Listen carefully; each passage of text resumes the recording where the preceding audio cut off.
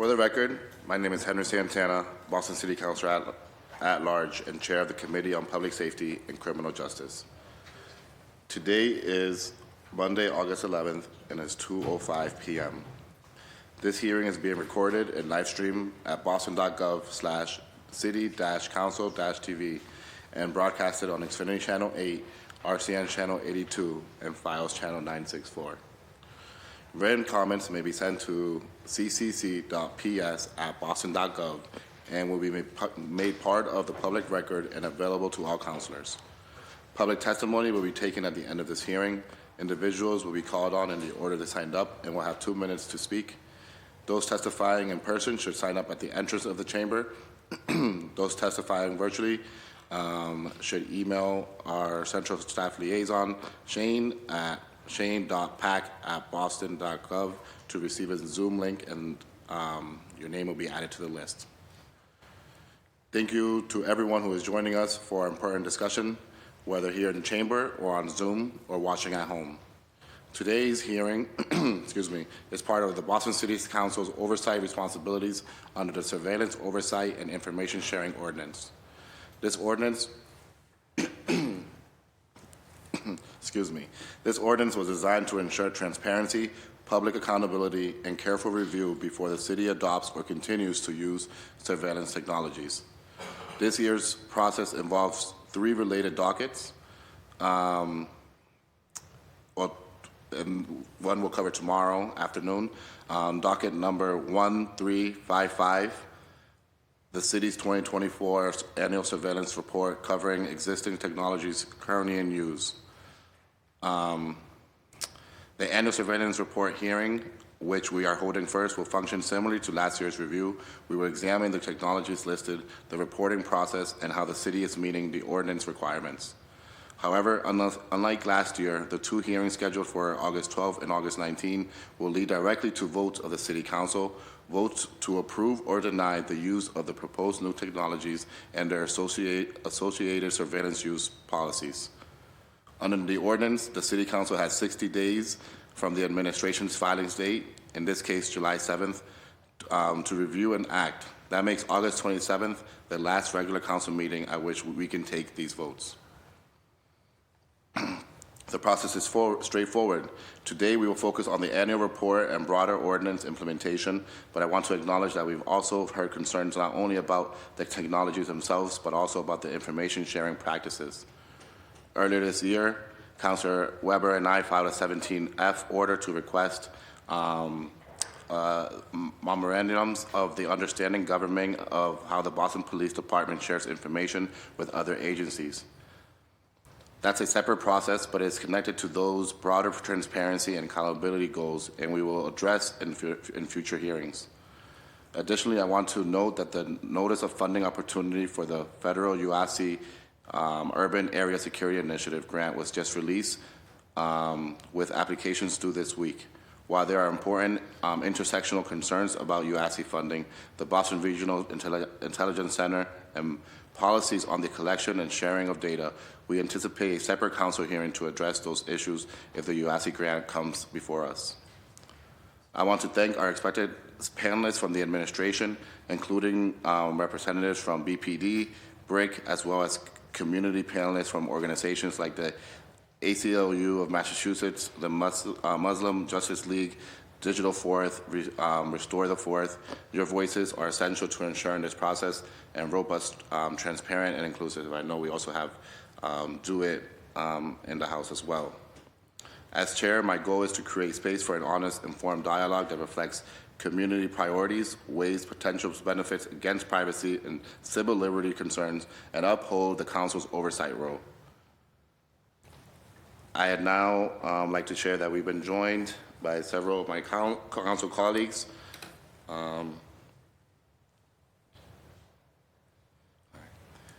We've been joined by Councilor Ed Flynn, Councilor Erin Murphy, and Council President Ruth Louis Jen.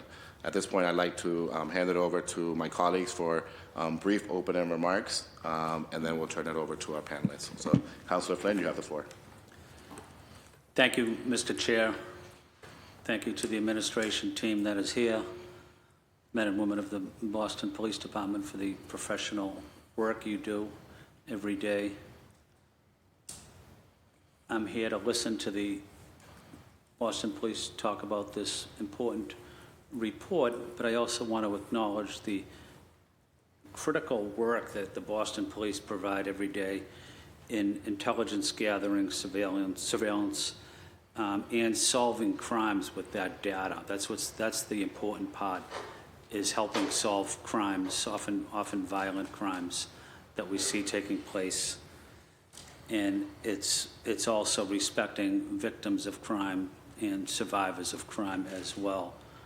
I had the opportunity to really study this issue and work on this issue, serving the U.S. Navy on active duty for a long period of time. But I do understand the importance of intelligence and surveillance to protecting our residents, protecting our neighbors. And Boston Police do an exceptional job with that technology, with that data, but also supporting our neighbors across greater Boston as well. So it's about working together. It's about respecting each other and understanding each other, but understanding that we're living in a very dangerous world, and we need this technology to keep us safe. Thank you, Matt. Thank you, Mr. Chair. Thank you, Councilor Flynn. Councilor Murphy, you have the floor. Thank you, Chair.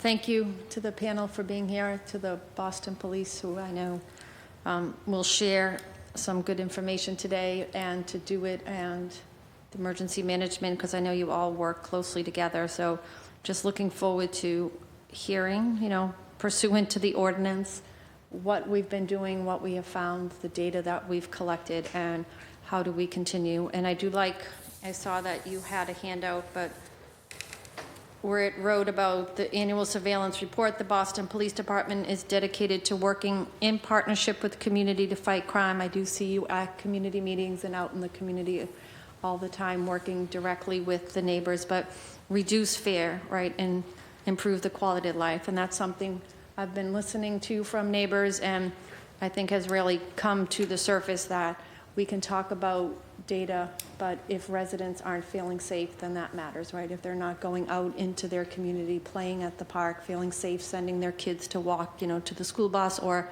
the corner store, then that matters also. So thank you for all you do, and looking forward to this conversation. Thank you, Chair. Thank you, Councilor Murphy. Council President Louis Jen, you have the floor. Thank you. Good afternoon, everyone. Thank you for being here. Thank you for all of the work that you do on behalf of the city and the Boston Police Department. We are living in precarious times, and there are a lot of dangers that our residents face, that our city often faces. And surveillance and technology can often help us combat that. It is also a very powerful tool, and surveillance must always be measured against individual constitutional rights. To prevent misuse or overreach of the government into the individual lives of people, and that can oftentimes be misused both by government and by private industry, especially in an era like today, where there is often disagreement between local government, federal government. We also want to be very careful about how surveillance is being used and who has access to it. And so I look forward to this hearing to learn more about how we're using certain technologies, and to think about, are there technologies, any that, the ordinance also provides us the opportunity to look at whether there needs to be any discontinued use of any technology. So looking forward to this hearing to learn more. I want to thank my colleagues who worked on this ordinance to make it possible as we do the work of, and the commission always does a really great job of framing the issues of both one of crime and fear of crime, and making sure that we're doing that while balancing the individual rights of our residents here in the city of Boston. So thank you, Mr. Chair, and I look forward to this hearing. Thank you, Council President. I also like to acknowledge that we've received letters of absence from both Councilor at-large Julia Mejia and Councilor from District 8, Sharon Durkin. We've also been joined by District 3 City Councilor John Fitzgerald. Do you want to provide brief opening remarks before we get started with our panelists? No, I just want to say thank you, apologize for the tiredness, and thank you for all the work you guys do. Thanks for being here. Thank you. And we've also been joined by Councilor Ben Weber from District 6. Councilor, do you want to provide brief opening remarks? No, thank you, Chair. We'll just get started. All right, great. Thank you to my colleagues for joining. I will now introduce today's panelists with us today, and then you all can introduce yourselves, and we'll move forward. We have Chief Information Officer for the City of Boston, Tanti Garces, with us, the Chief of Emergency Management for the City of Boston, Adrian Jordan, Superintendent Sharon Doughton with the Bureau of Administration and Technology with the Boston Police Department, and then we also have Superintendent Paul McLaughlin, Bureau of Investigative Services with the Boston Police Department. Thank you all so much for being here, and I'll turn the floor over to you all and for opening remarks and presentation. Yes, so thank you again, Council. My name is Santiago Garces. I'm the Chief Information Officer for the city. I'll just give brief remarks on the process as a whole, and then I'll turn it over to my colleagues to explain a little bit about how their agencies approached the report. Foremost, another apology, the report is a little bit late, so I just want to acknowledge that, and I know that the report is important for your decision making, so once again, we have to apologize for it not being on time, but we'll work to make sure that next year we meet our goal. So broadly speaking, the surveillance technology ordinance oversees technology across specific departments that uses surveillance to meet some objective of the city. The current report covers 6 different departments and about 20 different technologies. Boston Police Department is the largest department using these technologies at about, I think, 19 different technologies that are used. This year, as you mentioned, there's a couple of new technologies that have been used that are coming in per the ordinance with specific requests to be used. One thing, again, generally speaking, our department, the Department of Innovation and Technology, acts as the manager of the surveillance technology process, and it aligns with the ordinance that the council recently passed on May 14th, designating DUIT's authority in supervising the purchase, administration, and use of technology. We think technology is important and helpful in meeting different objectives, and we know that with technology comes costs and risks. So our job here is to help our colleagues that have very important and difficult jobs in making sure that as we implement and use these technologies, that we're doing it in a way that advances trust, that help us understand how the technologies allow us to achieve specific business goals and manage risk. And the technology itself is just a piece of the puzzle. For us, it's important to start have conversations with our partners around what are the processes that assure us that the technologies are being used correctly and they're not being abused. What are the technical controls that help us make sure that the technologies are secure and reliable?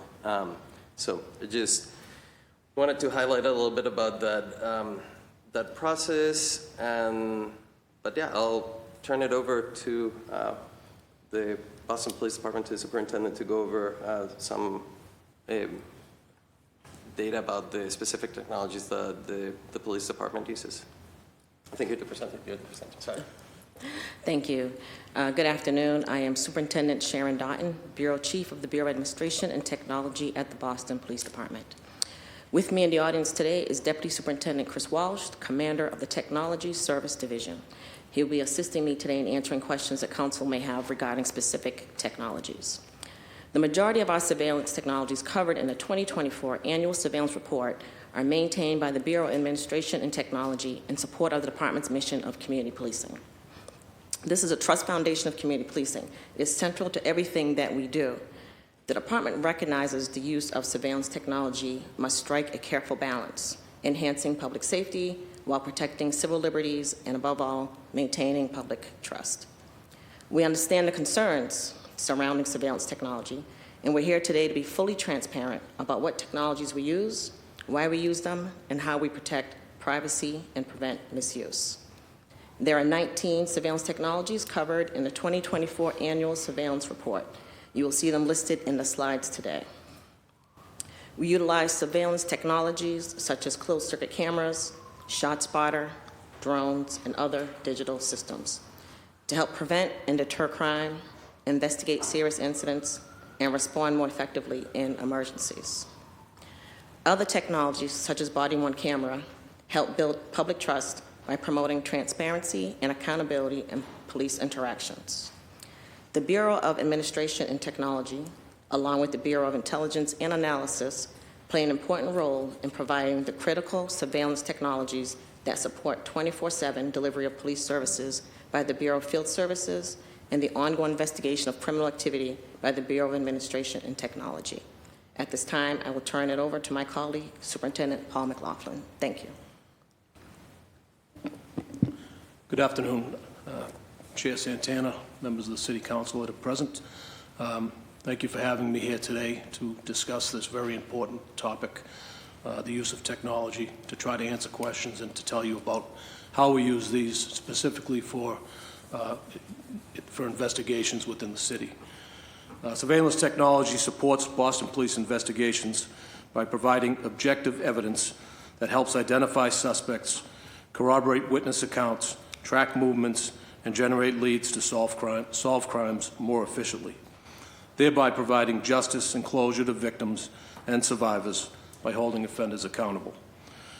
I'm going to briefly go over the effectiveness of surveillance techniques used by the Boston Police Department before we move into questions. Surveillance technology has continued to be a key tool for the department in ensuring public safety in the city of Boston, and has certainly contributed to our low crime levels of crime. Some of the ways that we have used surveillance technology effectively in 2024 have included locating missing persons and suicidal persons, responding to medical emergencies quickly, identifying suspects, gathering evidence, tracking and recovering stolen property, and many other effective uses. At this point, I have on the slideshow, I have 4 separate examples of real-life case examples that I would be happy to go over. In the interest of brevity, I can cut it down to just a couple. I will take your lead on that, Chair. Oh, go ahead. Yeah, okay. Please, yeah. Is this? If you... No. Okay. All right.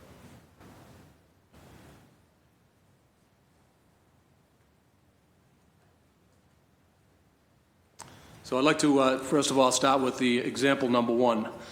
This example, it was an armed robbery investigation. This started with a single armed robbery in the Mission Hill section of Roxbury. It involved a victim walking on foot, approached by individuals on a scooter, and robbed at gunpoint of their properties in that location.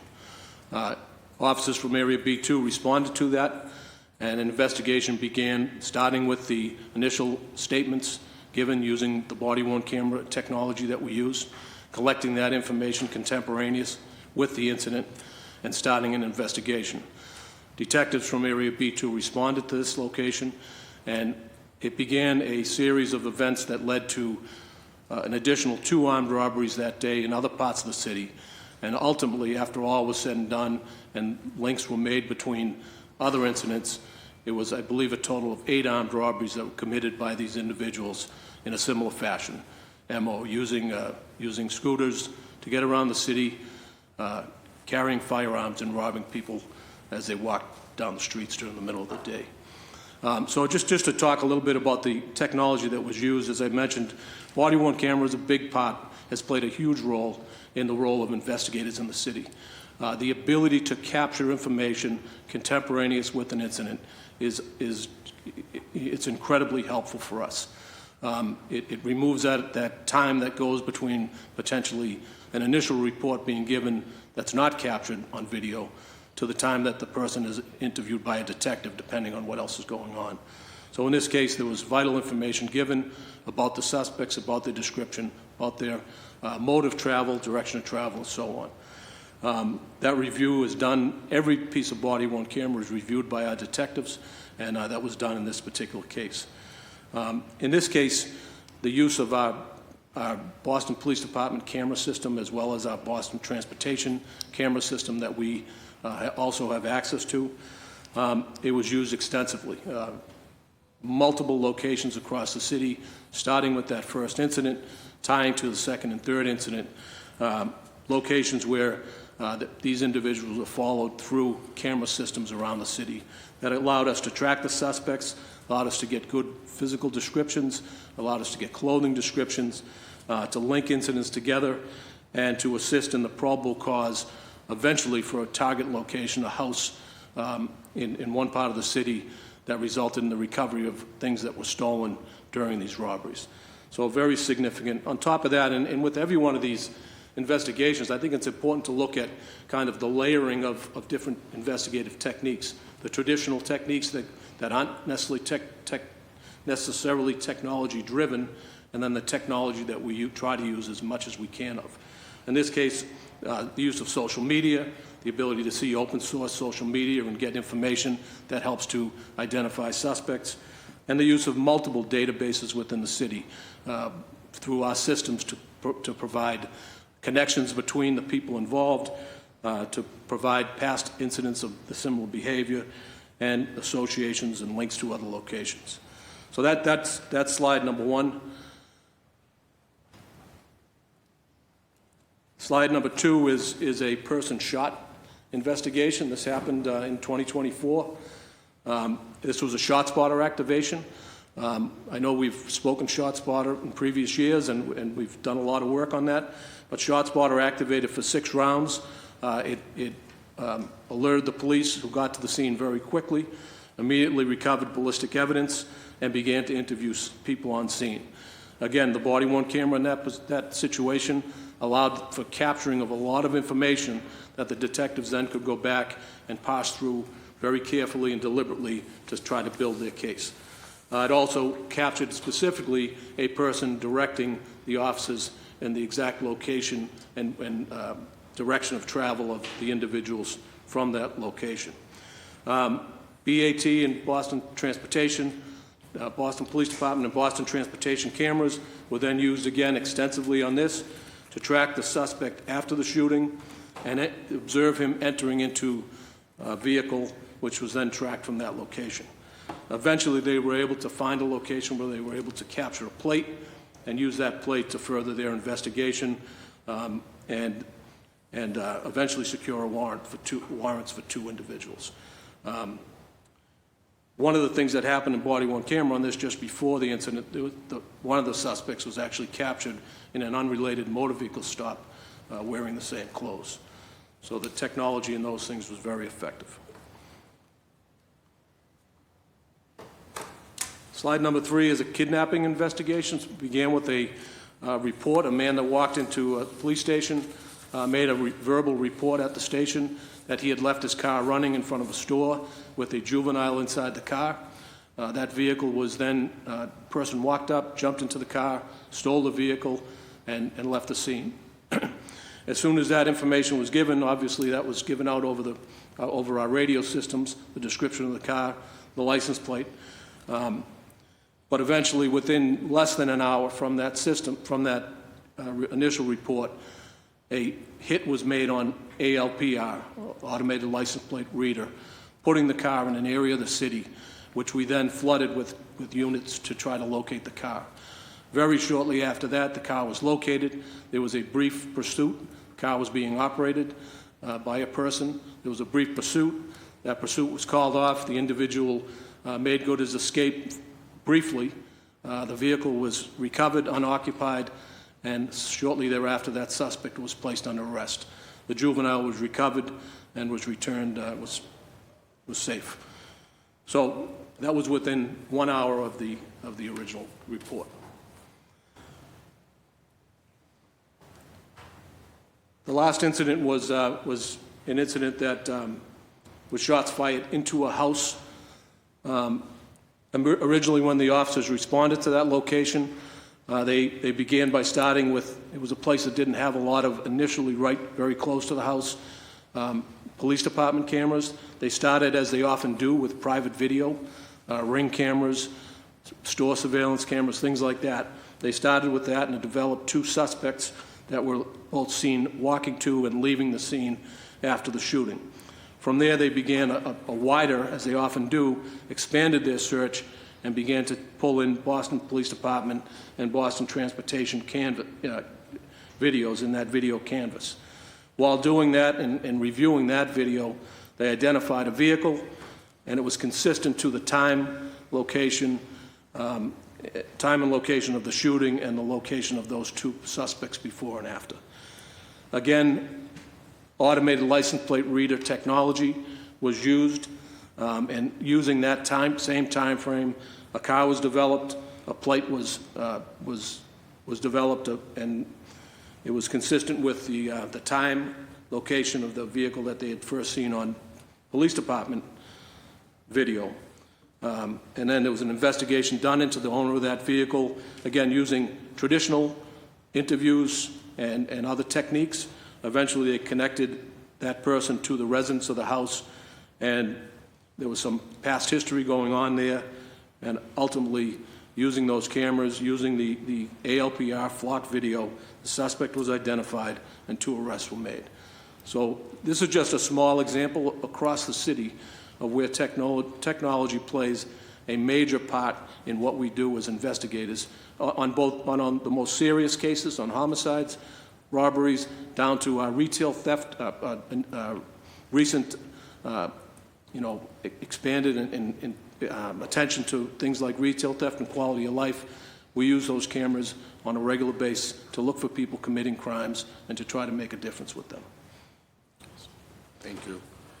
If I could say, sir, I do have Deputy Superintendent Victor Evans, who oversees the Forensic Division. He's here with me, and for any questions that might come up in that area, he's here to assist.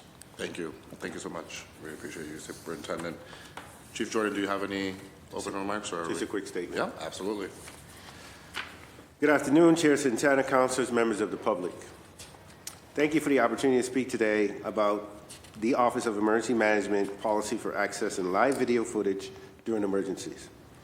Our policy is straightforward.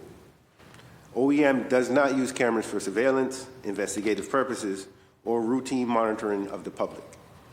We access live feeds only in specific limited situations, namely when the Emergency Operations Center is activated or when we need situational awareness during a developing incident that might impact public safety.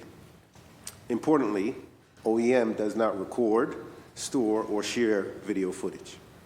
We have no capability to retrieve past footage, and we use live access only to help coordinate response resources, monitor conditions in real time, and maintain readiness. Access to these feeds is tightly controlled. It is done with the coordination with the Boston Police Department, and credentials are securely maintained to ensure that they only used when operationally necessary. This approach balances 2 critical priorities. First, our responsibility to protect residents and visitors by having timely and accurate situational awareness during emergencies. And second, our obligation to uphold transparency, privacy, and public trust. Finally, I look forward to answering your questions and discussing how this policy fits into our broader emergency preparedness framework for the City of Boston. Thank you. Awesome.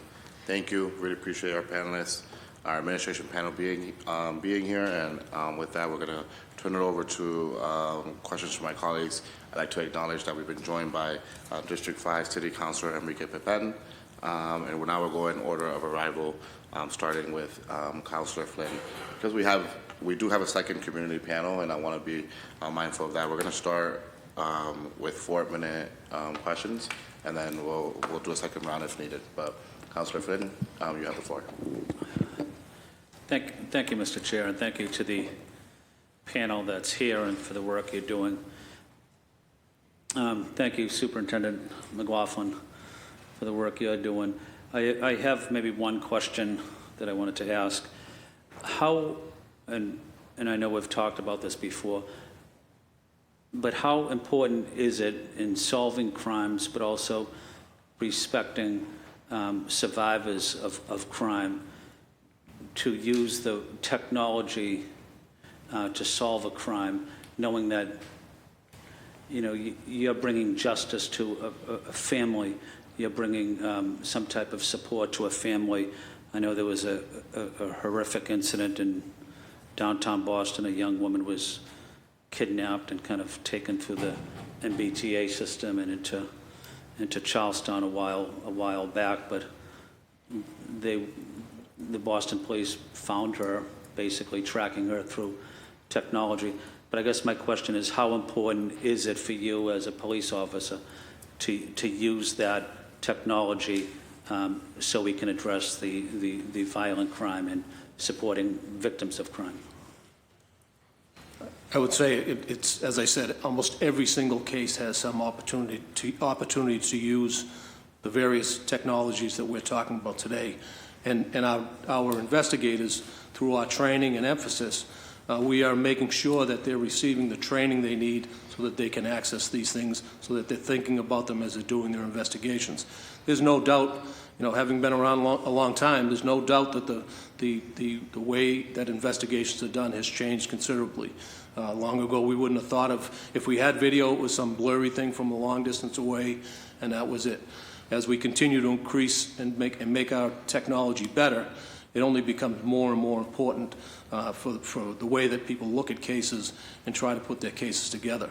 I think what we're seeing from our investigators now is just an automatic thought process that includes technology, and part of that's because they tend to be a lot younger than you and I, but they also realize that the value is there to help put those cases together. But I reiterate, every time I speak to the detectives, if I go out to the training and things like that, I reiterate, as somebody who's been around for a while, to say, hey, that technology has to be layered into the traditional investigative techniques. Don't forget how to knock on a door and talk to somebody face to face. Don't forget the things that you have to do, the pounding the pavement, you know, kind of being out there, building relationships has a lot to do with this. You're not going to solve a case from behind your computer. You can learn a lot, and the technology is a big part of that, but you have to do both. So I think, to your point, Counselor, I can't even kind of calculate how important all of these things are. And our ability to bring some type of justice, to close cases, to be able to tell people what happened, how it happened, who did it, and all of those things, and then ultimately bring it to prosecution. Thank you, Superintendent. Mr. Chair, I don't have any further questions. Thank you. Thank you, Councilor Flynn. Councilor Murphy, you have the floor in 4 minutes. Thank you. Thank you for your presentation. Recently, or a couple months back, I went over to the police academy and we took a tour, and the body cameras, I think, had just been recently introduced to the recruits. And one of the instructors over there, when we were walking around and just seeing the different tools, and when you just mentioned that technology is great, but we still have to remember that policing is also face-to-face. But he did say that to him, that's been like the #1 tool that police wear now. The body cameras have really changed how we police in a positive way. So just wanted to put that out there. But also, and do we have some sort of number to capture this? But often here, when a crime happens, that one of the things we do is we look to see if there was a camera, and if we don't have a camera set up that we are surveilling, if it's through transportation department or the police department, that we're asking neighbors and business owners, right? So how often are we leaning on like Ring cameras in neighborhoods, or if it's on a business trip, we're like waiting to get footage from the stores around that would have cameras? You know, I don't have a specific number, but I would say that almost always. Always. I mean, it's one of the first things that people do is they look around, they look for our cameras, they look for houses. We will always do, especially when it comes to violent crime response, shootings, stabbings, robberies, things like that. We always send our detectives and our officers out into the neighborhood to start knocking on doors. Number one, to talk to people, to see what they might have seen or heard, but also to find out, do you have any video? Can we see the video? Can we get the video? So I would say, I mean, I don't have a number, but I would say it's easily in the 90% that the effort is made. Yep. Because I also hear at community meetings that, people want more cameras, right? It makes them feel safe, and then like you're proving that that data is actually used to, when the crimes, to solve the crimes. And I mean, technology has come a long way since, I don't want to age anyone up here, but since you started in all of our jobs, right? But it changes quickly, right? Even from last year, like the new Apple Watches and iPads are changing constantly. So as technology is improving, you talked already about like the positives, right, that technology has, but also with Chief Jordan, also in your department, like, have there been any like negative or times when you feel like that technology has maybe taken over, or maybe we should step back and not use certain technologies? Is that direct to me or Chief? All of you, right? Because I want Yeah. also like emergency management to chime in on that one too.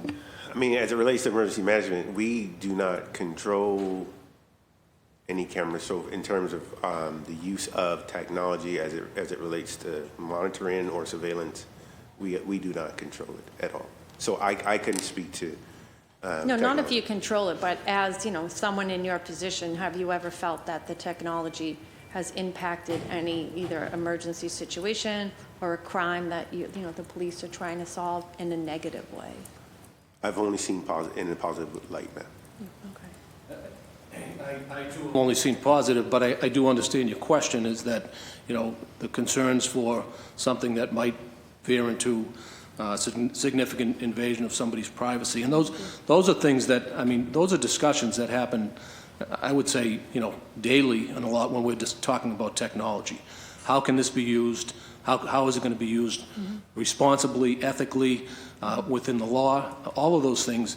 And so we regularly have these discussions about kind of what's the limit to this. And then we also, in the investigative side, have to constantly be looking to the courts to guide us in some of these things. Because sometimes a new technology comes along, there's nothing there, it's kind of an open game, and then eventually people catch up and they start looking at it and they say, well, we're going to put some restrictions on it in this way.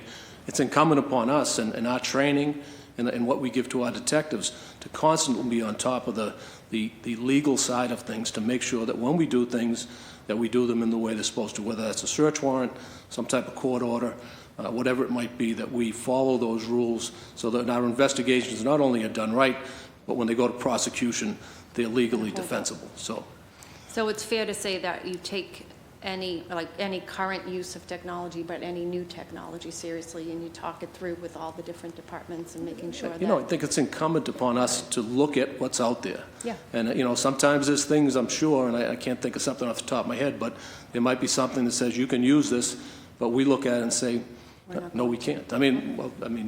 Yeah, I could think of an example. Yeah, no, that's fine. No, that's good to know. Okay, thank you. Thank you, Chair. Thank you. Can I add something quickly? Absolutely. I think you've heard that the technologies are useful and helpful, and I think that one thing that is also important is to recognize that not everybody feels equally happy about the use of these technologies.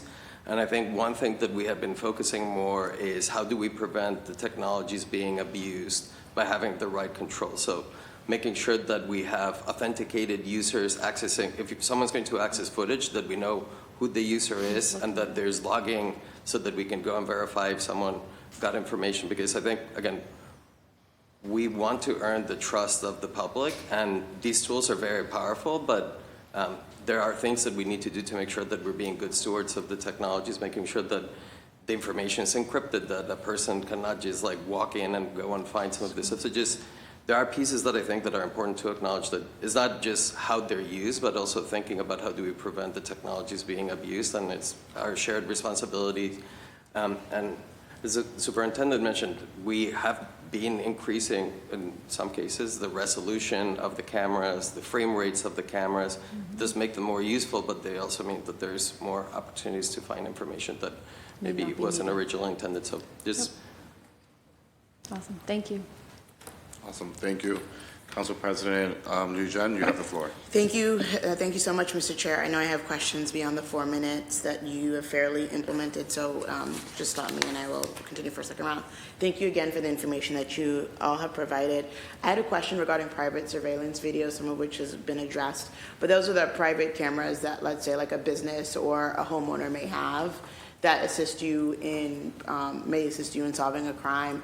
How often is that information shared with you willingly, or do you find yourselves ever needing to get a warrant to get access to that information?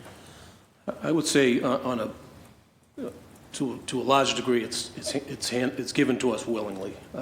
I probably have been a few instances where we had to get a search warrant, but for the most part, people willingly give it. Okay, thank you. And what about access to MBTA cameras? Do you have ready access to that, or do you need to request? We need to request that from the MBTA. Okay, and so when you give us information, and so the same is true in reverse, that the MBTA must request information specifically from BPD, and when that happens, it would be part of the data sharing. Like when we ask about who we're sharing data with, the MBTA would be one of the That is correct, respondees. yes. Okay, yeah, and I saw under the ALPR data that you shared, it was interesting, like the majority of the information, the data sharing requests that you get seem to be from either within the state entities or out of state. There are some examples, though, of DEA, the Drug Enforcement Authority, or the FBI requesting certain information, which I think is important for later questions that I have about data sharing. I have a question regarding the use of ShotSpotter, whether there's a percentage of ShotSpotter alerts that lead to police evidence of a crime that includes like shell casings, ballistic damage, witnesses, victims. Do we have a percentage? Counsel, I'm not sure. I'd have to look to see if we included that information. I'm sure we do. I may not have it off the top of my head, but I'm happy to get it for you. To the chair, can I request that information? Sure. Absolutely. Thank you. And then just another question regarding ShotSpotter is there, or do you see a trade-off ever of the chasing ShotSpotter calls, alerts, and 911, responding to 911 calls? Like, is there a trade-off, or does it lead to slower response times when we have an officer responding or chasing ShotSpotter alerts? Does it? I'm sorry. When you say chasing, you're saying responding to them? Responding to the ShotSpotter alerts versus, does it lead to slower 911 response times? Because responding to ShotSpotter is an officer, is a unit responding to like ShotSpotter going off, and then we have 911 calls coming in. And so it's a trade-off of it can be a trade-off of resources. Do we see that? I see what the question is. Yeah. I don't have a numerical answer to that. Yeah, may not be numerical, but any sort of anecdotal. I don't think so. I think that a ShotSpotter activation happens. Officers respond to the scene. Pretty quickly, there is a determination made, at least a preliminary determination made, that this is either that we have someone, a person shot, or we have obvious ballistic evidence, and it is in fact a legitimate response. It might take a little longer, sometimes if it was a single shot or something like that, to find some evidence that it was in fact a legitimate ShotSpotter activation. So, I think most times, within a very short amount of time, besides that initial unit or two, people are back to normal after that if it's not something that looks like it was a bona fide incident. Okay, thanks. I asked because there are other cities that have made that determination, so just wanted to see where we were as a city. I think in the report it states that you didn't use BriefCam last year. It's video analytics software that will in real time analyze video surveillance data. Why didn't we use it? I don't know the answer to that. I would suggest that we should be using it, in my own opinion, but I'm not sure why we have not been using it. I was wondering, is there another form of technology that is better or that has come out that we're using, or? You know, I know I know that we've had brief cam, and there was times where it was debating whether we could use it or not use it, and I'm not sure why we didn't use it last year, but I think it is, and I think in the, you know, it gets those type of technologies that allow people to take a massive amount of, say, video and whittle it down to a small amount by looking for a particular type of car, color, things like that. I think those are all technologies that would make our job and the investigator's job, who now, you know, the thing about this technology and all the data we collect, it all has to be looked at. So the more that we can make it easy to take a lot of data, whether it's video, whether it's, you know, information from a cell phone, whatever it is, and whittle that down to a more manageable amount of data that focuses in on what we're looking for, I think that kind of technology is very important for us to look at going forward. I don't have an answer why brief cam wasn't used last year. I would be happy to see if there is an answer, or if it, you know, if there's an answer. Yeah, I'd like that. I think actually when I visited the brick, I think I saw an example of it. So I understand the value of it, just in terms of us doing our due diligence and seeing what technology is being used, understanding. Because the ordinance also gives this council authority to offline technologies that either the council deems is no longer needed or being used, or you know, in the trade-off between civil rights and what effective policing, what makes sense. So that's why I was asking about brief cam. We'll come back for a second. Okay, I will. Sorry. Thank you. No, that's fine. I understand. Thank you, Council President. Councilor Weber, you have the floor in 4 minutes. Sorry, what's Councilor Fitzgerald, you have the floor in 4 minutes. It doesn't matter to me, Chair. Thank you so much for the opportunity. Thank you all for being here. Sticking with spot shotter, I'll ask, is spot shotter being more widely implemented, and if so, where? You know, I would defer to, I believe it was expanded, but I don't know the exact amount of expansion, so does anyone else in the room? No? No? No. Okay, then it wasn't.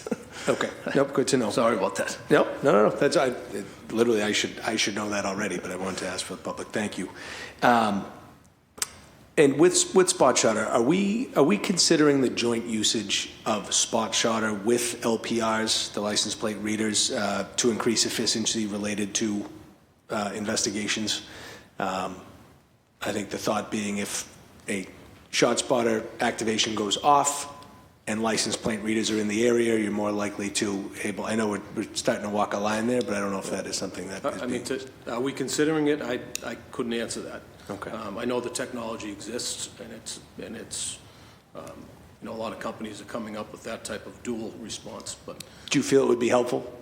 Well, I certainly think it'd be worth looking at. Yeah, yeah. I don't know the technology, so I couldn't say 100%, but I think there's definitely value there. Great, thank you. What type of surveillance do we have being used? This goes for the whole panel, please. Down to monitor the impacts of mass and CAS. Because I know a lot of what you talked about, Superintendent, when it'll be cameras or recordings or things of a violent nature. But I didn't hear so much, right, those kidnappings and other instances that the examples you gave, but so much in the dealing of drugs, other things that go on, especially more related to the mass and CAS area. I mean, there's extensive camera coverage in the Mass and Cass area and the expanded area around Mass and Cass. I would say it's used operationally in those situations, whether it's drug operations or you know, monitoring of certain, I shouldn't use the word monitoring, but certain situations that might break out, whether it's, you know, incidents of assaults, groups that become violent for one reason or another, things like that. So it's heavily covered by cameras. The use really depends on what's going on down there at the time. Yep, no, sure. And I ask, you know, because trying to make sure, is it sufficient? Do you feel that there's sufficient cameras down there, enough monitoring to happen? I'm just trying to figure out how to help my constituents by helping you all have, you know, be more effective and sort of addressing the issues that they face down there. Just add, outside of the scope of the surveillance ordinance, but we work with the Sharps team and all of the public works teams that deal with issues related to mass and CAS, and we work to make sure that we route reports from constituents that identify a need to the right crew, and then we are able to report publicly around what is the amount of time that it takes to be able to address those issues. So there's things besides the surveillance technology that is germane to our ability to address those issues that are at play as well.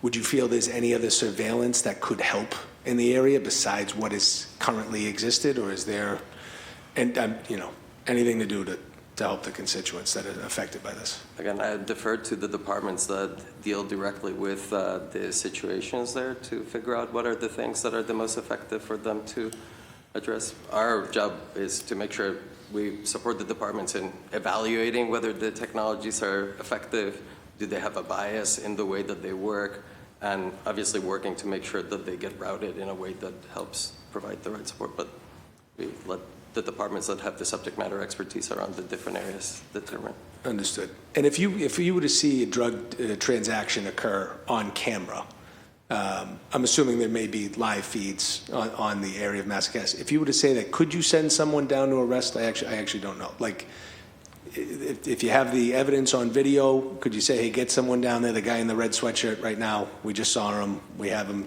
on video.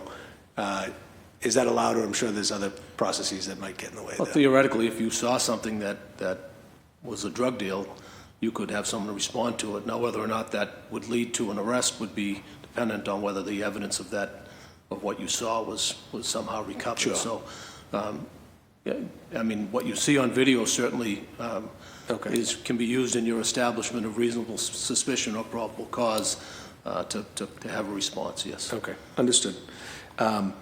Thank you. I appreciate the time. Thank you, Chair. Thank you, guys. Thank you, Councilor Fitzgerald. Councilor Weber, you have the floor. Sure, thanks. Okay, so I think looming over this discussion is the the UASI grant that's due this week, which I think provides funding for a lot of the surveillance technology we're talking about, but would seem to just directly contradict our Boston Trust Act, which we as a body have reaffirmed. So part of my concern is whether. Sorry, am I stealing Council President's thunder here? Yeah, we'll disclaim on this. Okay. Sorry, I missed that at the beginning. We're not supposed to talk about the UASI grant. We'll probably have another hearing on it, but okay. if our panelists here have any response to that. Well, no, I'm not. So I'm just asking about the technology, but I do think that in funding these technologies going forward, we need to make sure that our core principles are being followed, and my sense is that the city is going to stand by the Trust Act. And but so in terms of what technologies are funded by the UASI grant, can you I think it's like BPD cameras, ShotSpotter. Is there anything else that you're aware of? I don't know who can answer this. I can probably add that to SIMS technology. Okay, yeah, the critical information monitoring system, Yes, sir. the OEM. Okay. Yes. Anything else? Let's see. We'll have something come down. Oh no. Sorry. That's right. Good afternoon, councilors. I'm Ryan Walsh, the director of the Boston Regional Intelligence Center, part of the Boston Police Department's Bureau of Intelligence and Analysis. I would say that there are a number of technologies that are at least partially funded through UASI grant funding. Some of them are a mix, like ShotSpotter and the cameras are one where there's some city budget funding and some UASI funding that goes behind that as well. For the other entities in the region, there is money dedicated to license plate reader technology, and then some of the various surveillance technologies in the report that fall under the BRIC under the software and databases section. A number of those are funded through the UASI grant. Okay, yeah, so the gang database would be one of those. I know it's been renamed. I apologize. So the Associative Violence Information System is not it's not licensed technology. It's sort of homegrown technology that's built up over time. So the server technology that it rests on, I guess, is partially funded through the UASC grant, but it's not we don't pay like a licensing fee for it like we do some of the other commercially available technologies. Okay, anything else? Anybody? No. I would defer to. Okay. Thank you.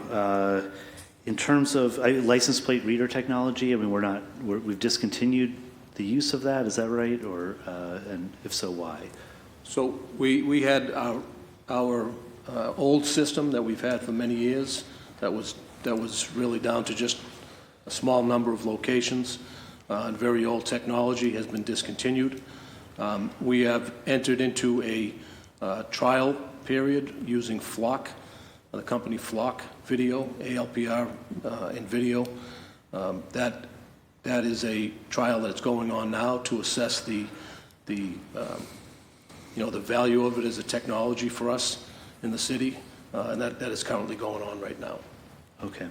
And then in terms of, do we have surveillance of people who assemble for like a political demonstration?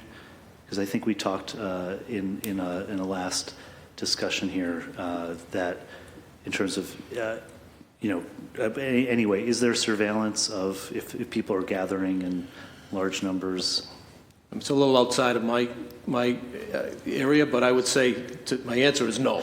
Okay, well, sorry. I don't want anyone to twist their ankle. So I would say no, outside of we have cameras in areas of the city where people tend to gather at different times. So, it's possible a demonstration may appear on, some cameras that are covered under our camera network, but there is not specific monitoring in that regard. Okay, and then do we record that? All department cameras are recorded for 30 days. Okay. And are the people, if they're caught in on those cameras, can individuals be identified using those videos? I would say it depends on a lot of factors, how close they are to the camera, the time of day, things like that.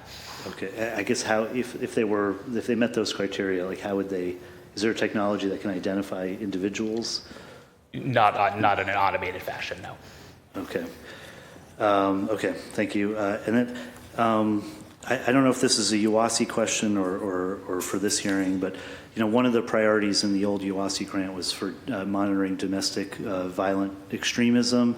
That is not in the new grant. I mean, so what technologies do we use to monitor that now? So I would say, we don't necessarily have like specific technology just for monitoring domestic violent extremism. I would say our broad spectrum of technologies that the BRIC and other department access are used to counter that particular threat stream. Everything from like the cameras, if we do detect that there's an incident, that's been perpetrated in the city by an actor, in that threat stream. We'll certainly talk more tomorrow about our social media analysis technologies that definitely, have an impact in that threat stream, kind of across the spectrum, I would say. And so that would be in the BRIC, the domestic extremism. From the counterterrorism perspective, we would just take that. One quick follow-up question, and maybe to preview for tomorrow. If you're going to answer this tomorrow, fine. But on the social media monitoring, can you just explain like how, we're talking about, I'm thinking of something I post on Facebook that's public. But if I'm like in a chat on WhatsApp, does that get captured by these social media monitoring? So WhatsApp is a point-to-point encrypted application that we would not be able to capture versus Facebook when something's publicly posted on the internet. Obviously, we don't have any automated capture of that type of information, but we do kind of threat monitoring and review of publicly available open source social media content. Okay, thank you, Chair. I'll have some more on that probably tomorrow. Thank you. Great. Thank you, Councilor Weber. Councilor Pepin, you have the floor. Thank you, Mr. Chair, and thank you to the panelists for being here and for answering the questions.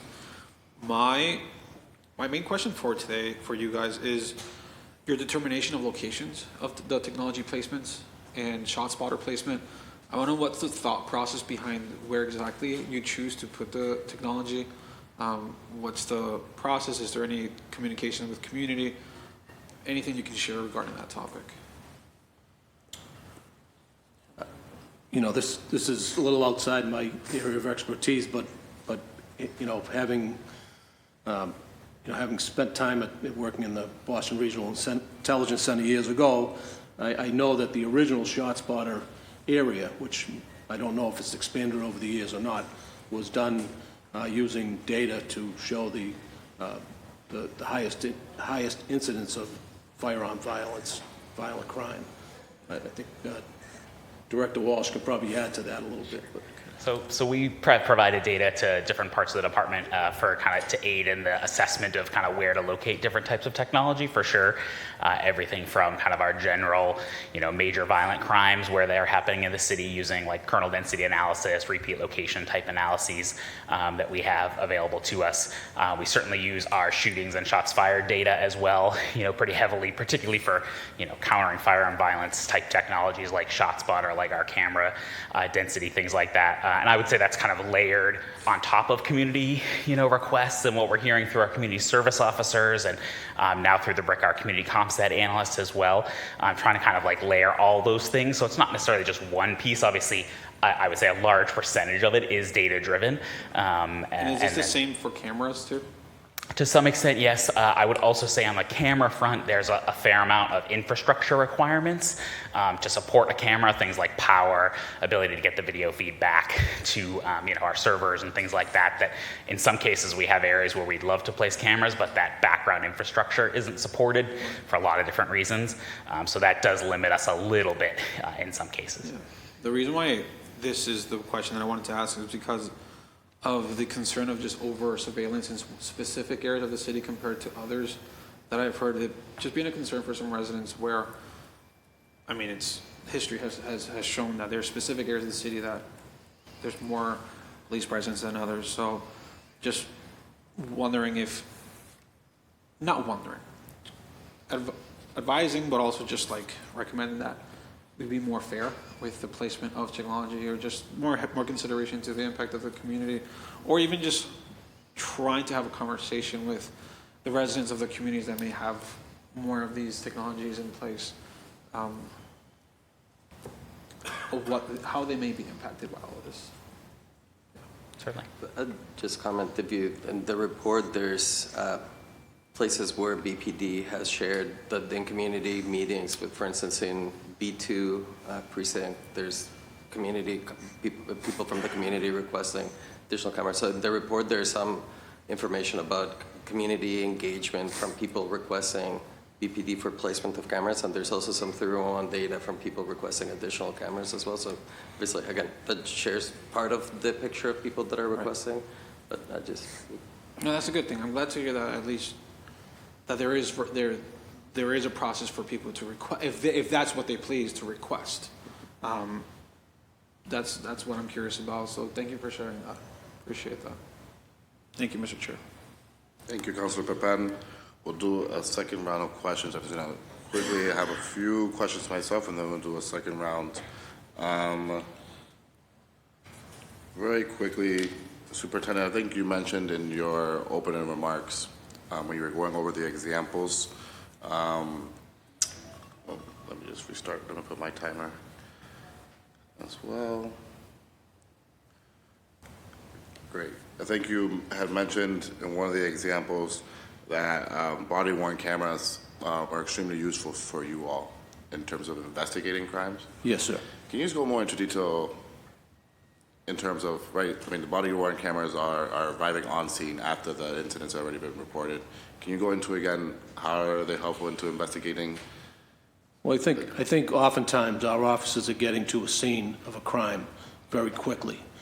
And in doing that, they capture things that if you were another 30, 40, 50, couple of minutes later, you wouldn't capture them. Either someone that hasn't left yet that witnessed it, potentially somebody that was somehow involved that says something, whether intentional or not, that's captured on a video.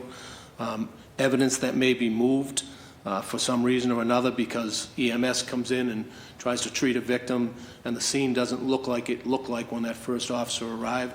So capturing all that information, being able to go back for the investigator to look at it, to listen to it, and to take it all in as that legitimate first look at what happened there, from a police standpoint anyways, is very helpful for us. And it's valuable information when detectives then go and follow up with interviews, prepare affidavits for search warrants, things like that. It's information that they may not have had it not been, even if the officer was there and didn't have the camera on, he writes a report, he may not have even remembered or realized the importance of it. So I just think the body-worn cameras, from an investigative standpoint, although very time-consuming for officers because they're required to go through every one of them, there's a lot of sometimes big, sometimes small information in there that helps.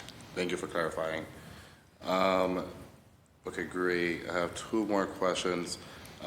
Chief Garces, I think earlier Councilor Murphy was asking about how do we track, I guess, how good this technology can be, and then maybe some of the bad things, the consequences of this technology.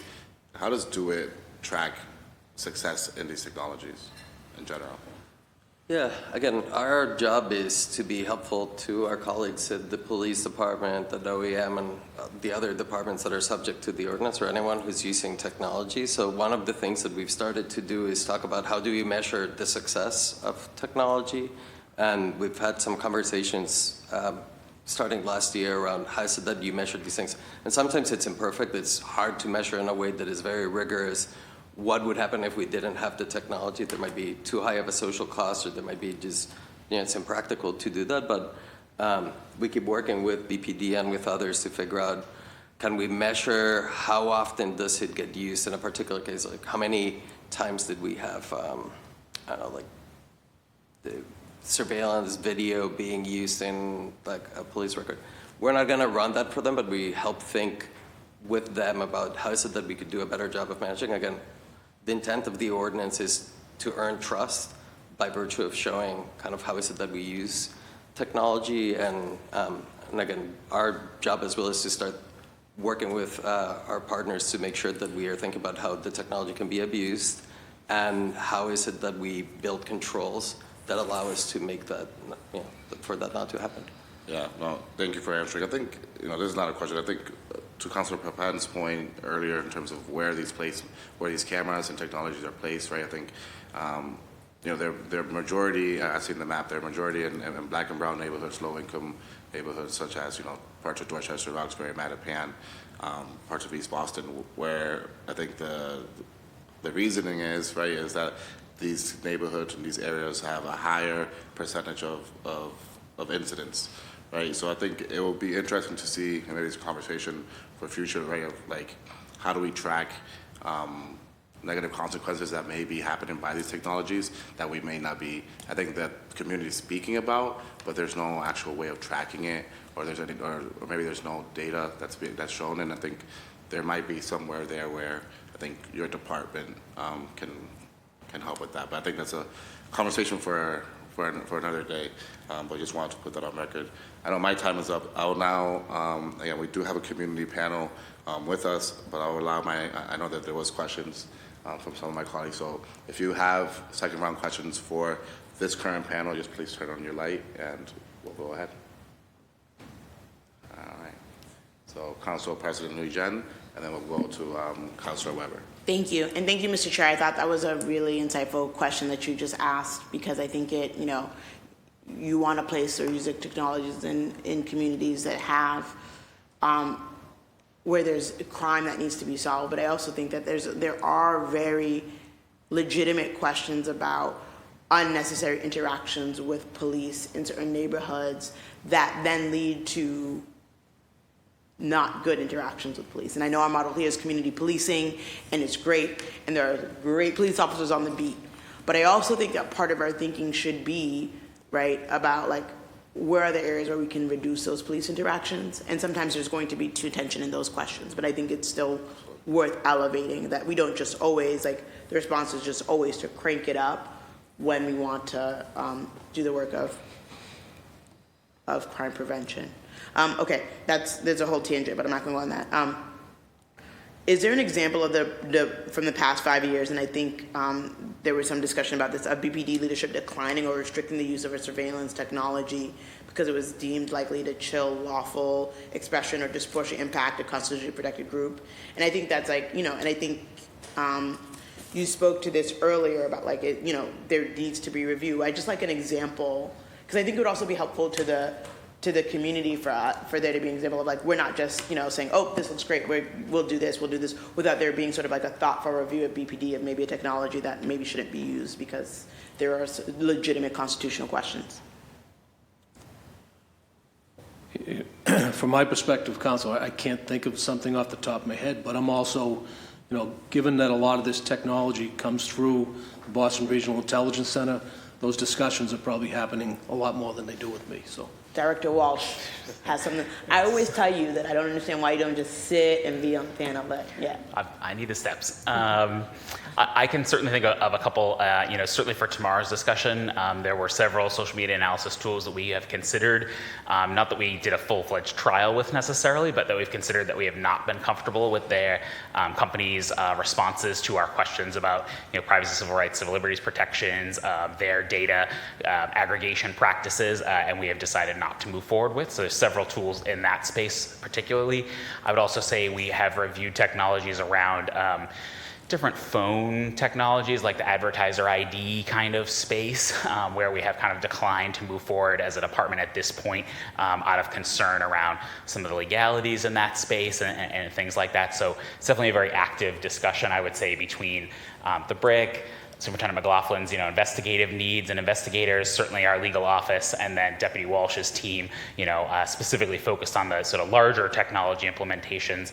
This is really a, maybe not a daily conversation, but definitely a very active conversation in the department because, frankly, we all do get pitched a lot of different technologies, and there's definitely some that we have declined to move forward on.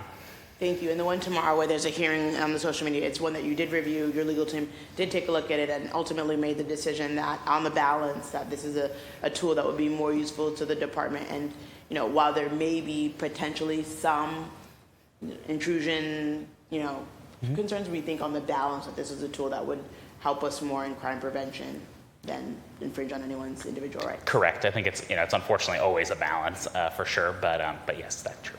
Okay. Thank you.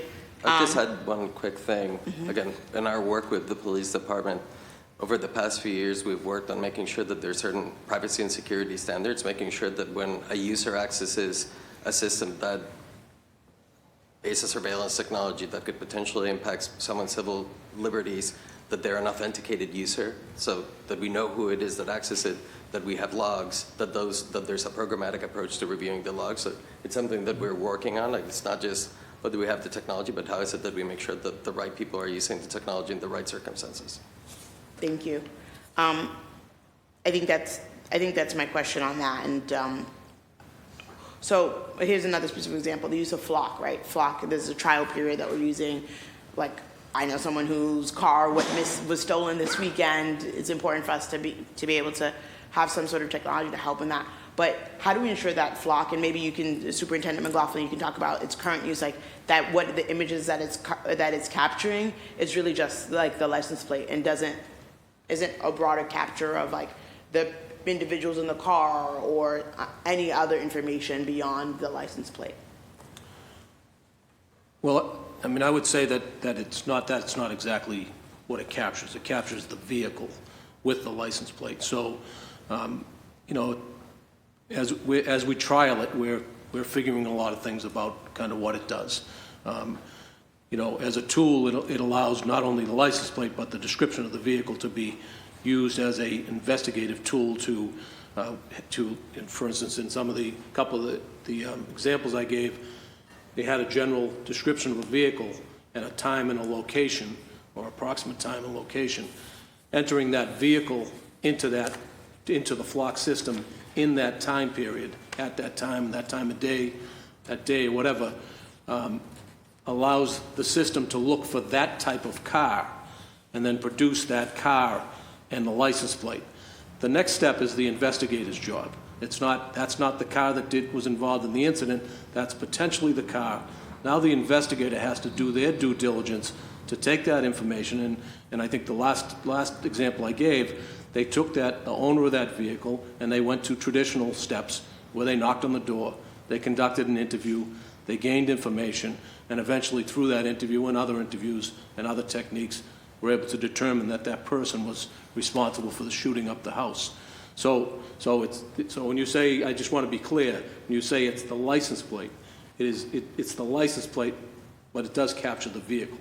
To the point that, you know, that identifiers on the vehicle could be used as identifiers as well, on top of the license plate. Okay, thank you for that clarity.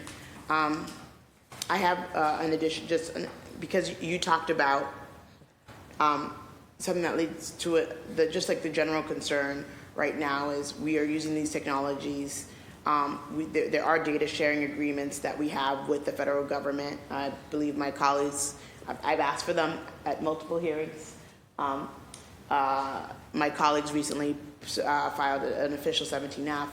How are we ensuring that ICE, other departments of the federal government aren't using these surveillance technologies, don't have access to these surveillance technologies in a way that would violate or bring into question the Trust Act? Well, I think, first of all, no one else has direct access to our information, whether it be cameras, the trial period of the Flock ALPR system, and numerous other things. If you are an outside agency with essentially with a need and a right to know, you can petition for that information through the BRIC, and there's a whole list of things that you have to provide to show that the information is being used for a criminal matter, not for a deportation matter. So we do share information. We share it both locally, we share it, you know, with other departments around the country if necessary, and we share it federally, but only in situations where it is in a criminal investigation, not in immigration enforcement. And we to the point that the supervisors at the BRIC will get a request and oftentimes push back for more information so that they know, in fact, that that's what's happening. So there's a pretty robust examination of those requests, discussion with supervisors, and then either authorized or not authorized, or ask for more information. And if they don't give it to us, they don't get the information. So we're very conscious. I think we made it throughout this document. We said it time and time again. You know, we're very concerned that we don't violate, you know, our own rule that governs it, but also, most importantly, for this venue, the Trust Act. Okay, thank you. Those are my questions. I might have one mini question again, if you allow me, but those are my questions for now. Thank you. Thank you, Superintendent. Do you want to just ask it? Excuse me? Do you want to just ask it? No, I have to. Councilor Weber? Thank you, Chair. In terms of, I had a question about surveillance of gatherings. Again, I don't know if that's for Director Walsh, but so I just, you know, just trying to figure out how this works. You know, Councilor Pepin and I attended a gathering of a few dozen people in Adams Park in Roslindale a few weeks ago. So I'm assuming that space is covered by some sort of cameras. Does that make it into BRIC, or like, is there a video there that would be there for 30 days? So all of our department cameras record kind of baseline for a 30-day period. For the video to be held longer than that, a detective would have to request kind of an evidentiary copy of that video, but it's just kind of a rolling 30-day window that all of our cameras record for. Okay. And then if there's a request for information from that video, do you record that? Correct. So our video evidence unit handles all requests for sort of downloads of the video for the department, and then they keep a record of that. And I believe that you have the request log from last year with the ordinance. Okay, thank you. And then, so in terms of these cameras, you know, I assume there's this sort of a hodgepodge of technology across the city, or do we have a sort of uniform camera technology, like capability throughout, or? I'll defer to Superintendent Don for the specifics on the cameras. Yeah. Yes, I don't have the exact, I mean, we do have 1,400 Boston police cameras throughout the city. Okay. In general, are those cameras powerful enough to like kind of zoom? I assume there's zooming. Can someone control them or pick up? Do they just produce like a I believe some of quality? them have that technology, yes, but not all of them. Can they pick up if I'm like, there's no audio, but so if I'm texting on my phone, could it pick up what I'm writing on my phone? I would probably say no. I mean, that's probably a different type of high-power camera that you can actually zoom in, but no one's monitoring those cameras 24/7. Okay. There's no like room where people are sitting watching all the cameras in the city 24/7. Yeah, I'm just, but are there cameras in the city that have that ability? I don't believe we have anything that can zoom right into someone's cell phone to Okay. view exactly what they're texting, sir. Okay, and then, I'm sorry, I think Madam President asked about brief cam. Am I right about that? Yeah, I just, can you just clarify, we're not using brief cam, we have it, but we don't use it, and if, I don't. So my understanding is that we have some older licensing for brief cam that the department acquired several years ago. We have been considering it over time, but my understanding is that there's some technical barriers that would prevent us from using the current licensing right now if we chose to, and so we have not used it currently. And is it fair to say you didn't find a good enough use for it? I mean, why did you stop using it? I would say we didn't expire? necessarily stop using it. We sort of were never able to get across some of the technical hurdles that would be needed to start using it. I think I would just say we haven't prioritized it at this point. Okay. Okay, and I just wanted, in terms of the cameras, there's no audio recording Correct. on the cameras. Okay. No audio. Okay, thank you. Thank you. That's all I have, Chair. If I can add to... Sure. So generally speaking, with cameras, the things that impact what you can see are obviously the angle and the placement of the camera, the frame rate, the resolution, and usually also in some setups, there's multiple cameras per site and location. The more cameras and the higher the resolution, all these things. Also, the larger the files that need to be stored, so actually it's more costly to score and record the data to comply with the retention schedules, but just those are the kinds of things that impact the questions that you just wanted to highlight. Okay, thank you. Thank you, Chair. Thank you. Councilor Fitzgerald? You have the floor. Thank you, Chair. One last question. So many of these things, when it comes down to civil liberties versus technology versus governance, right? We can give the tools, authority, responsibilities, but it's really the people that are in place that can govern it, right? There's only so much a process or a protocol can control any one of those things. And as much as you want to make sure we're being as fair, I still believe it belies in who holds that authority and who holds the control and power and making sure they're, whether you want to say good people versus bad people and how they wield that authority. I think there are instances today where we see how it's wielded inappropriately at maybe a larger level. But I ask all four of you here on this panel representing different sectors of the city government, are you confident in the people that have the authority over these technologies, these powers, and that we use today? Because I think that's most important. It's always who is in control. And if you guys are confident, that will make me feel confident. So I'll just ask you just right down the road, just yes or no. I would say yes, and there's a recourse when people don't, and that auditability that all these things have will allow us to hopefully get to the person who could violate it and make sure that they are disciplined properly. So I'm very confident that we are in good shape there. I appreciate that, Superintendent. Let's say yes, and Yeah, it sure. is, I think, precisely things like the surveillance technology ordinance, our public records laws, all of the things that make us be accountable, that helps us make, that you don't have to take me at my word. There's a number of ways in which particularly you and the members of the council can scrutinize the way that we're doing, so make sure that we're living up to the promise of the trust that we're trying to earn from people to have that power. Right, and you feel confident in those around, both at BRIC, Boston Police, and anywhere else that would have this surveillance and this really, this control. You feel confident in the individuals that are there? Yes, and the fact that we have the relationship to be able to work and make it better all the time, I think that's what makes me trust.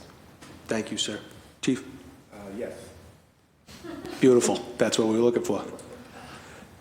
Yes, all activities recorded each time an employee logs in, so we keep those logs. So every time they use their account, it's logged that who's in that account, and we can track that back. Great. Well, if all four of you feel good, then I feel good. I really do appreciate that. Thank you. Thank you, Chip. Awesome. Thank you, Councilor Fitzgerald. Council President Lee-Jen. Thank you. I just needed some time. So I just wanted to, Superintendent McLaughlin, follow up on the flock, right? So on its website, flock states that they don't regularly capture the passengers or drivers inside of a vehicle. And that's not like the intended use of the technology, but presumably the technology has the capability to do that. Have we been, I understand the car, the color, the license plate, but in terms of the individuals inside a vehicle, does the technology, have we been using the technology to do that? To look at the No, we individuals have inside the not. vehicle? We're using the technology to locate the car. Okay. Exactly what angle of the car it shows can differ depending on where it captures the vehicle. So it might be straight on the back, it might be to an angle. But no, we're not using it to identify the people in the car. We're using it to identify the car. Do you see an instance in the future where that would be something that you would be interested in? Like the individuals inside of the vehicle, or is that do you acknowledge that as a different conversation? I would say it's a different conversation. I mean, were somebody involved in a violent crime, there certainly would be value in that, but it's a different conversation. Didn't really even envision that as a discussion point. And so a different than use of the technology that would require a different review by the council? I would say if that were the reason for using it, then that would be an added discussion, I would assume. Okay, thank you. Thank you, Mr. Chair. Thank you, Madam President, and thank you to our panelists. Thank you so much for being here and answering our questions. I will now dismiss this first panel, unless you all have any final words, and I'm going to invite our community panel to come and sit with us. So, are we good? All right, great. So thank you. And I'm going to now invite Kate Crawford, Director of Technology for Liberty Program with the ACLU Massachusetts, Fatima Ahmed, who I believe is going to join us virtually, the Executive Director of the Muslim Justice League, Julie Bernstein, the Co-Chair of Digital Fourth, and I believe we have David, who's a Technical Advisor with Restore the Fourth.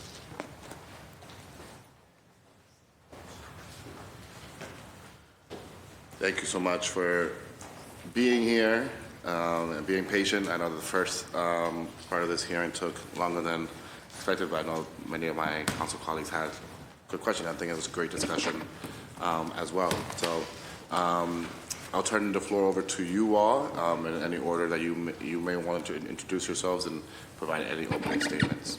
Thank you. Good afternoon, everyone. My name is Kate Crockford.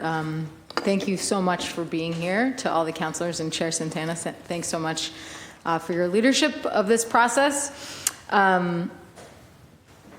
So I want to thank city officials who spent a tremendous amount of time preparing the annual reports and supporting documentation to comply with the ordinance. I know that people have a lot to do, and so the ACLU wants to express that we very much appreciate the time and attention that staff have paid to comply with the law. This is particularly important at a time when the federal government is run by a regime that seems hell-bent on undermining our democracy at every turn. And so particularly in this climate, it's more important than ever for state and local government to demonstrate fidelity to the rule of law. So on that point, as it's already been mentioned, we're hoping that next year these reports can come in on time. It really is important. People go on vacation in August, and so it's difficult, I think, to cram all this stuff in. So ideally, next year we can do this sooner. As I said last year at the hearing, and I appreciated that there was a bit of a conversation about this, Santi Garces mentioned it, a central part of the ordinance deals with reporting back to the council and the public about how surveillance technologies have been used in the prior year.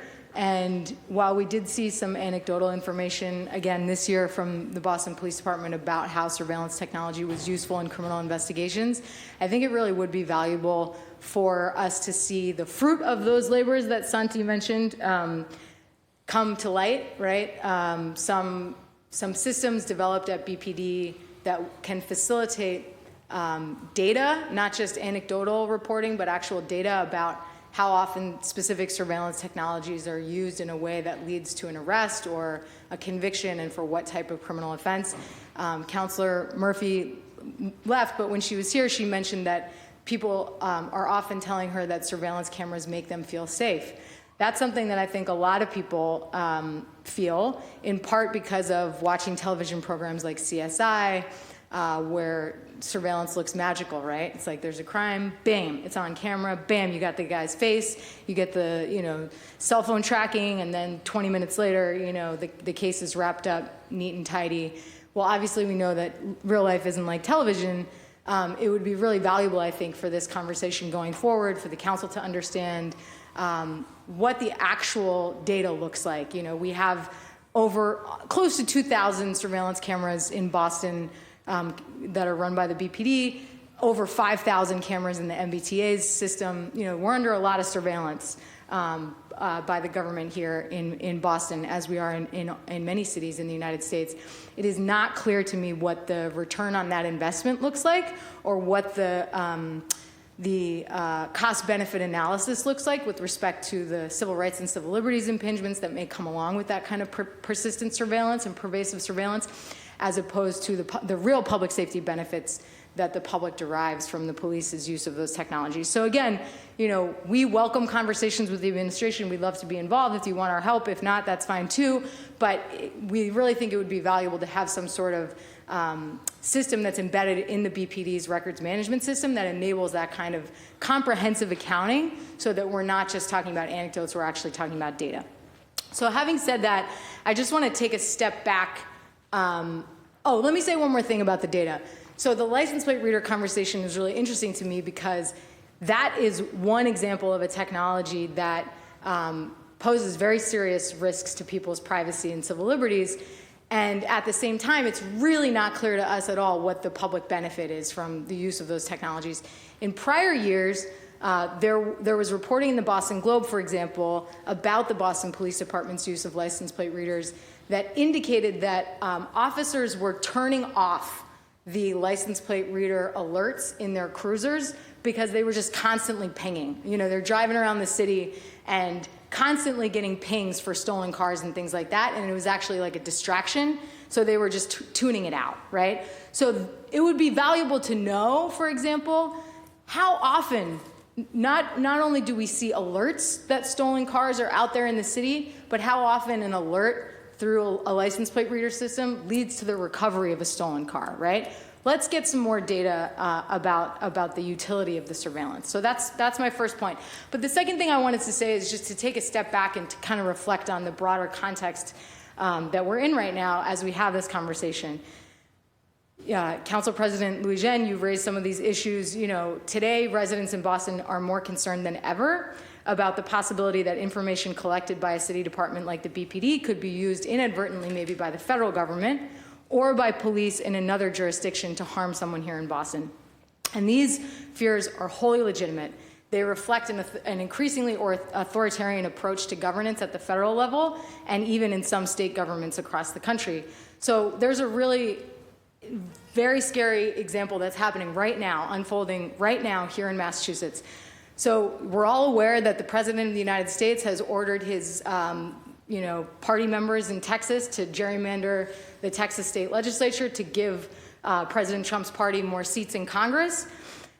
Many of you have probably read that some Texas legislators left Texas. Some of them are here in Massachusetts right now to deny the Texas legislature a quorum to engage in that gerrymandering process. Well, the FBI, Trump apparently ordered the FBI to hunt these people down. And according to Senator Cornyn, Republican Senator John Cornyn, the FBI has agreed to do this. So, to the point, Council President Louis-Jean, that you raised, to what extent maybe is information, maybe from the Flock license plate reader system or another surveillance system that is, owned and operated and maintained by the Boston Police Department, could information that we have here in the city be accessed by an entity like the FBI to help them hunt down those Texas Democratic lawmakers in a city like Boston? To what extent do we have systems in place to ensure that in this new political environment, if a request comes into BRIC and the FBI says, oh yeah, this is related to a criminal investigation, to what extent is the BRIC doing due diligence to ensure that that quote unquote criminal investigation is an investigation into something that's actually a crime here in Massachusetts, here in the city of Boston, and is not merely, an extension of the president's authoritarian overreach. There are other examples. Immigration is a classic example. There's another one, though, that's deeply frightening to us at the ACLU. Trump is making good now on his efforts to target lawyers for doing their jobs. So in California, the Department of Justice, the Trump DOJ, has asked a federal court to impose, quote, substantial monetary sanctions on an immigration attorney for the crime of zealously defending his client. This is happening right now in the United States. So we all need to be very careful and deliberate to ensure that all of these information systems that we're talking about are never leading to, inadvertent, accidental, I wouldn't accuse the BPD of intentionally collaborating with something like this, but we are dealing with a different federal government right now.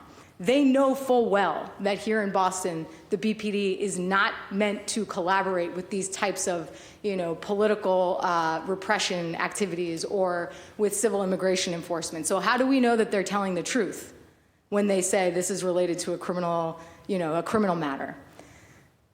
Obviously, there's a lot of extremely frightening stuff happening in the streets of Los Angeles with, military raids, targeting people who just simply appear Latino. We're now seeing that Trump has ordered federal law enforcement to, take the streets of Washington, the nation's capital. Trump, of course, has just won a windfall from Congress to empower ICE to become the largest law enforcement agency in the history of this country. So these problems are going to get worse. They're not going to get better over the coming years. And I think it's really incumbent on the council to take that seriously, and for the administration to take that seriously as well. So, I'm not going to list all the civil rights, civil liberties, and human rights abuses that are currently being waged by officials at the federal level or those representing states like Florida and Texas. But I am certain that it is the role of City of Boston officials to ensure that our city government does not aid or abet these abuses. Now more than ever, we need courageous public officials at the local level to take a keen interest in police information sharing operations to ensure the public's expectations align with practices and procedures that are unfolding behind closed doors. This surveillance oversight ordinance is a crucial mechanism that ensures transparency and accountability.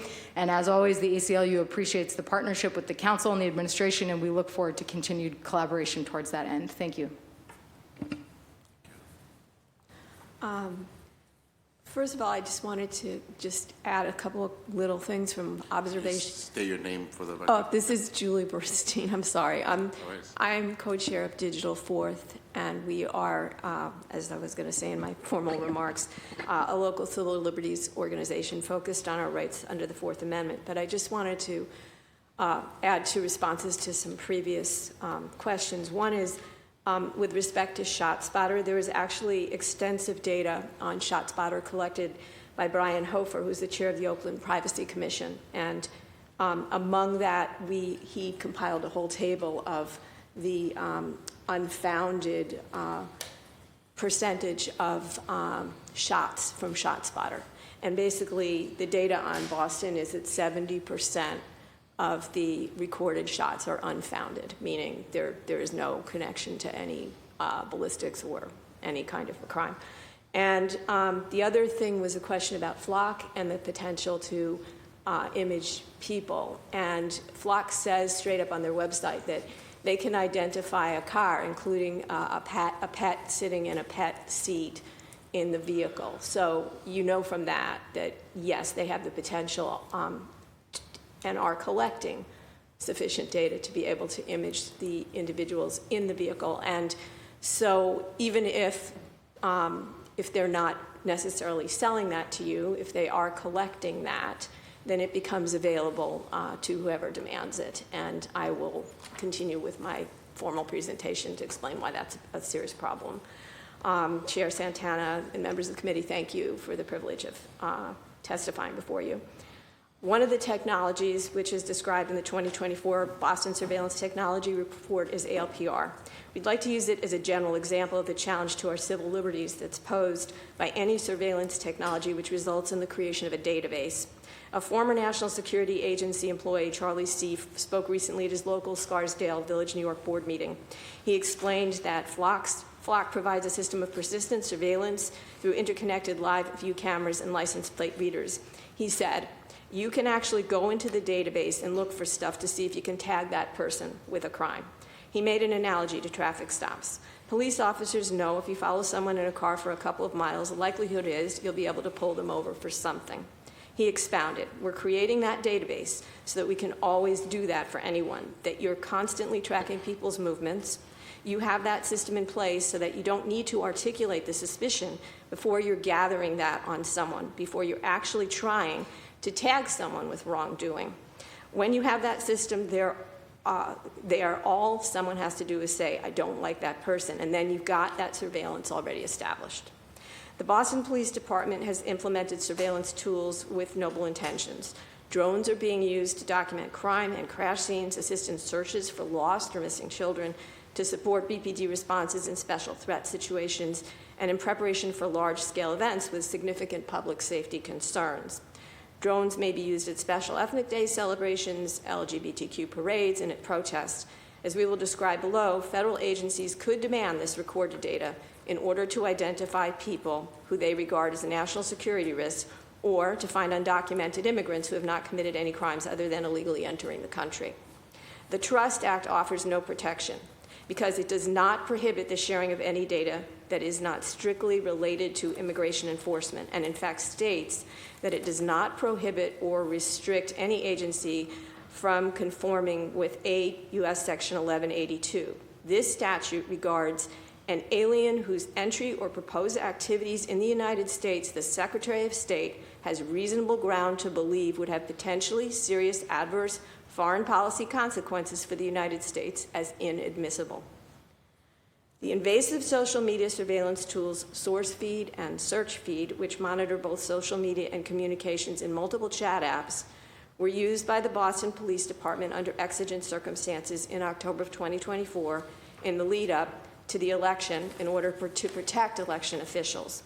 Their use was extended by Police Commissioner Cox, although he did not consult with the City Council either within the 30 days of the exigent circumstances use or when new contracts were created in February of 2025, despite a requirement that he do so. While we appreciate the Boston Police Department's desire to identify potential domestic and foreign violent extremists and to protect a member of a religious group from doxing, the department is not only searching individuals without a warrant, but they are in all likelihood sweeping in completely innocent contacts of their intended targets.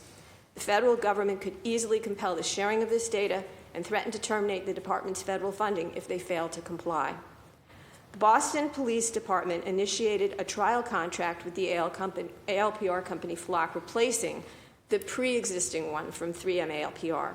Unlike 3M ALPR, Flock retains a national database that was accessed by a police officer in Texas to track a woman seeking an abortion out of state, and by sheriff's offices and police departments in Florida, Arkansas, Louisiana, South Carolina, Virginia, Arizona, and Texas searching plates for ICE and the Department of Homeland Security. At the behest of the Department of State or Homeland Security, law enforcement agencies could just as easily look up every vehicle parked near a protest, a political rally, or a reproductive health clinic in Boston. Currently, ICE is using municipal gang databases and targeting people on them for arrest. There is nothing to prevent them from accessing the Associated Violence Information System, which includes some people who have never been convicted of a crime, or the Safe and Successful Youth Initiative database, which includes minors.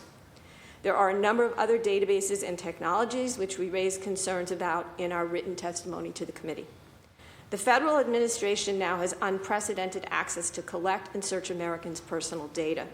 President Trump's executive order stopping waste, fraud, and abuse by eliminating information silos, which directed federal agencies to share data across departments and called for the federal government to have unfettered access to comprehensive data from all state programs that receive federal funding, including data maintained in third-party databases, means that any surveillance technology data collected in Boston may be shared with the federal government.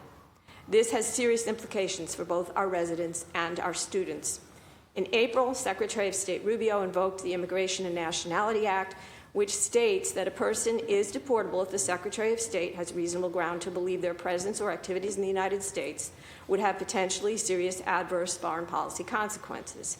He used it in a new context to detain and deport 3 Columbia University students and Tufts University student Rumeysa Ozturk, who had spoken out in support of Palestinian rights. When Judge Jamie Comins questioned the grounds for Columbia student Mahmoud Khalil's detention, Secretary Rubio responded that, regardless of his, quote, past, current, or expected beliefs, statements, or associations that are otherwise lawful, Khalil's presence in the U.S. creates a hostile environment for Jewish students in the United States. Locally, Harvard University's own task force confirmed that anti-Semitism and anti-Arab prejudice are serious problems on its campus and made recommendations on how to address them, which Harvard has been implementing. While the Secretary has the legal right to deport non-citizens on the basis of speech that the federal government considers a threat to American values and foreign policy, this will have a tremendous impact on the free speech of all of our students and faculty on our college campuses, especially since the administration is now demanding that universities share sensitive personal data on their students without specific search warrants. On May 22nd, Department of Homeland Security Secretary Noem issued a revocation notice decertifying Harvard's Student and Exchange Visitor Program. It demanded that for Harvard to regain its certification, it had to furnish 6 kinds of information within 72 hours.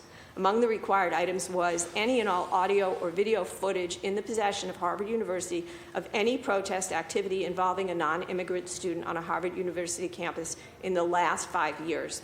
Images of non-immigrant students, meaning foreign students on F-1 visas, participating in protests may well include naturalized citizens and citizens. Federal use of facial recognition technology will identify all of these students and may lead to their prosecution for civil rights violation or their deportation as national security risks. Naturalized citizens are now at risk of deportation as a result of the Department of Justice's July 1st memorandum declaring its intention to denaturalize citizens, prioritizing 10 groups for denaturalization, with the 10th being any other cases referred to the Civil Division that the division determines to be sufficiently important to pursue.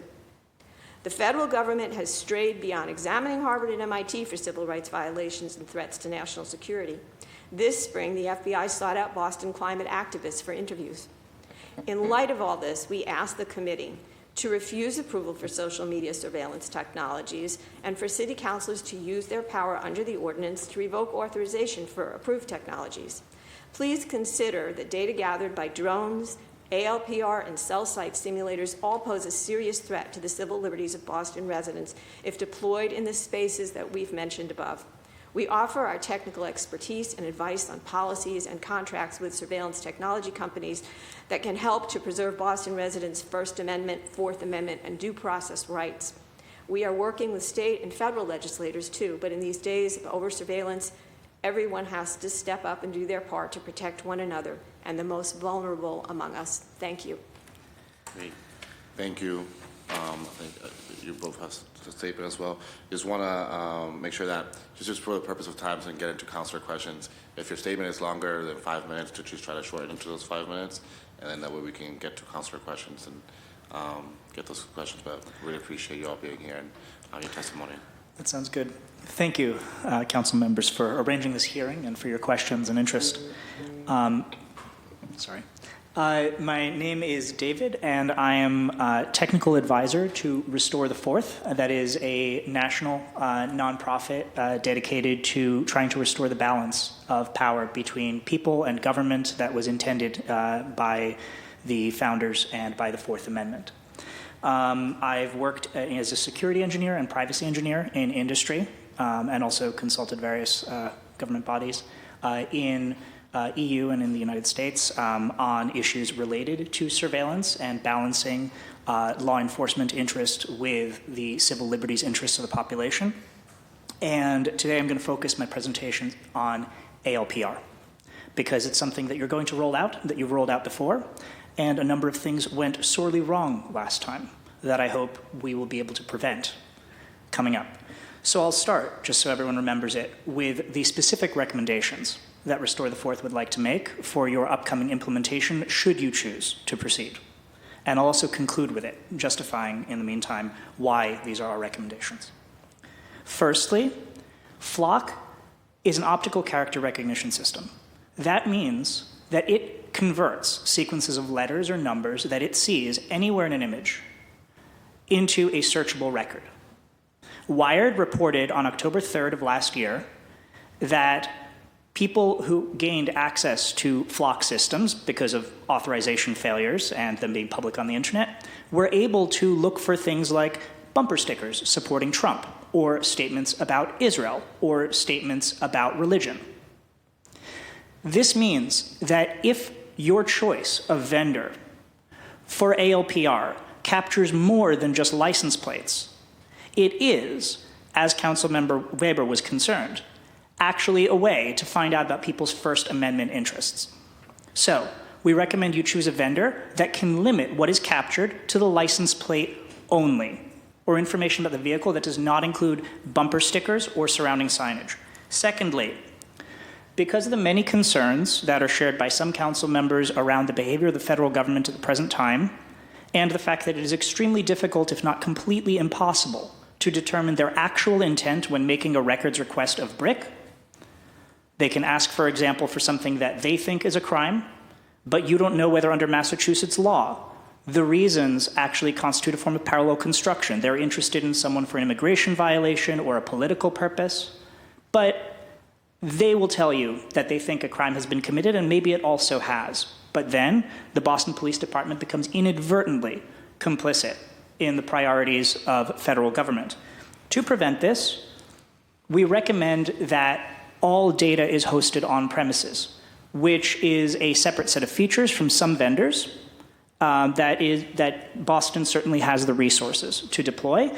And that way, if a request comes from elsewhere, you will not accidentally grant access through a centralized system like FLOC, but the request will always go through BRIC, and you can apply appropriate scrutiny. Thirdly, there is currently a set of cases going through the courts throughout the country about whether a license plate reading system deployed at scale throughout a city or region constitutes a Fourth Amendment search requiring a warrant. Typically, in the United States, pulling over a vehicle requires reasonable suspicion, a lower evidentiary standard than a warrant. And in the example provided by the expert testimony here about an hour ago, there was an example where a vehicle plate was known to be associated with a stolen vehicle containing a juvenile, and an hour later, it was found.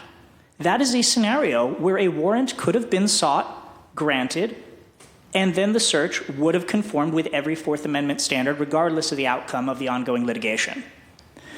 There are two events that ALPRs do. One of them is called hits. That's when you already know that a license plate is of interest, and then the license plate is spotted and gives an alert. The other is reads. The vast majority, at least 1,000 times as many times as there are hits, are reads. That means a license plate is seen, and it is so far of no interest whatsoever. In the last deployment, the Boston Police Department was keeping records for 90 days, even if there was no reasonable suspicion. That is mass surveillance. Restore the Fourth believes that that should require a warrant. And our recommendation, our fourth and most important recommendation after no context, only the license plate. Secondly, make sure only your department can see it, host on premises on your own servers. Thirdly, think closely about when you want a warrant versus reasonable suspicion. And fourth, store the data only for a very short period of time if it is a read and not yet a hit, 24 hours at most. But once you know the license plate is of interest, then you can make a record saying why it's of interest, whether you have reasonable suspicion of probable cause, and retain it as you need it. Then it's not a system of mass surveillance looking into the past. Briefly, a couple of things directly addressing comments made by the council members here. Perhaps someday. So with regard to Council President Louis-Jean's comments about ICE, the fact is it's extremely difficult to know why your records are being sought by the federal government, right? You don't know whether a criminal whether a criminal search actually has to do with something that's a crime in Massachusetts.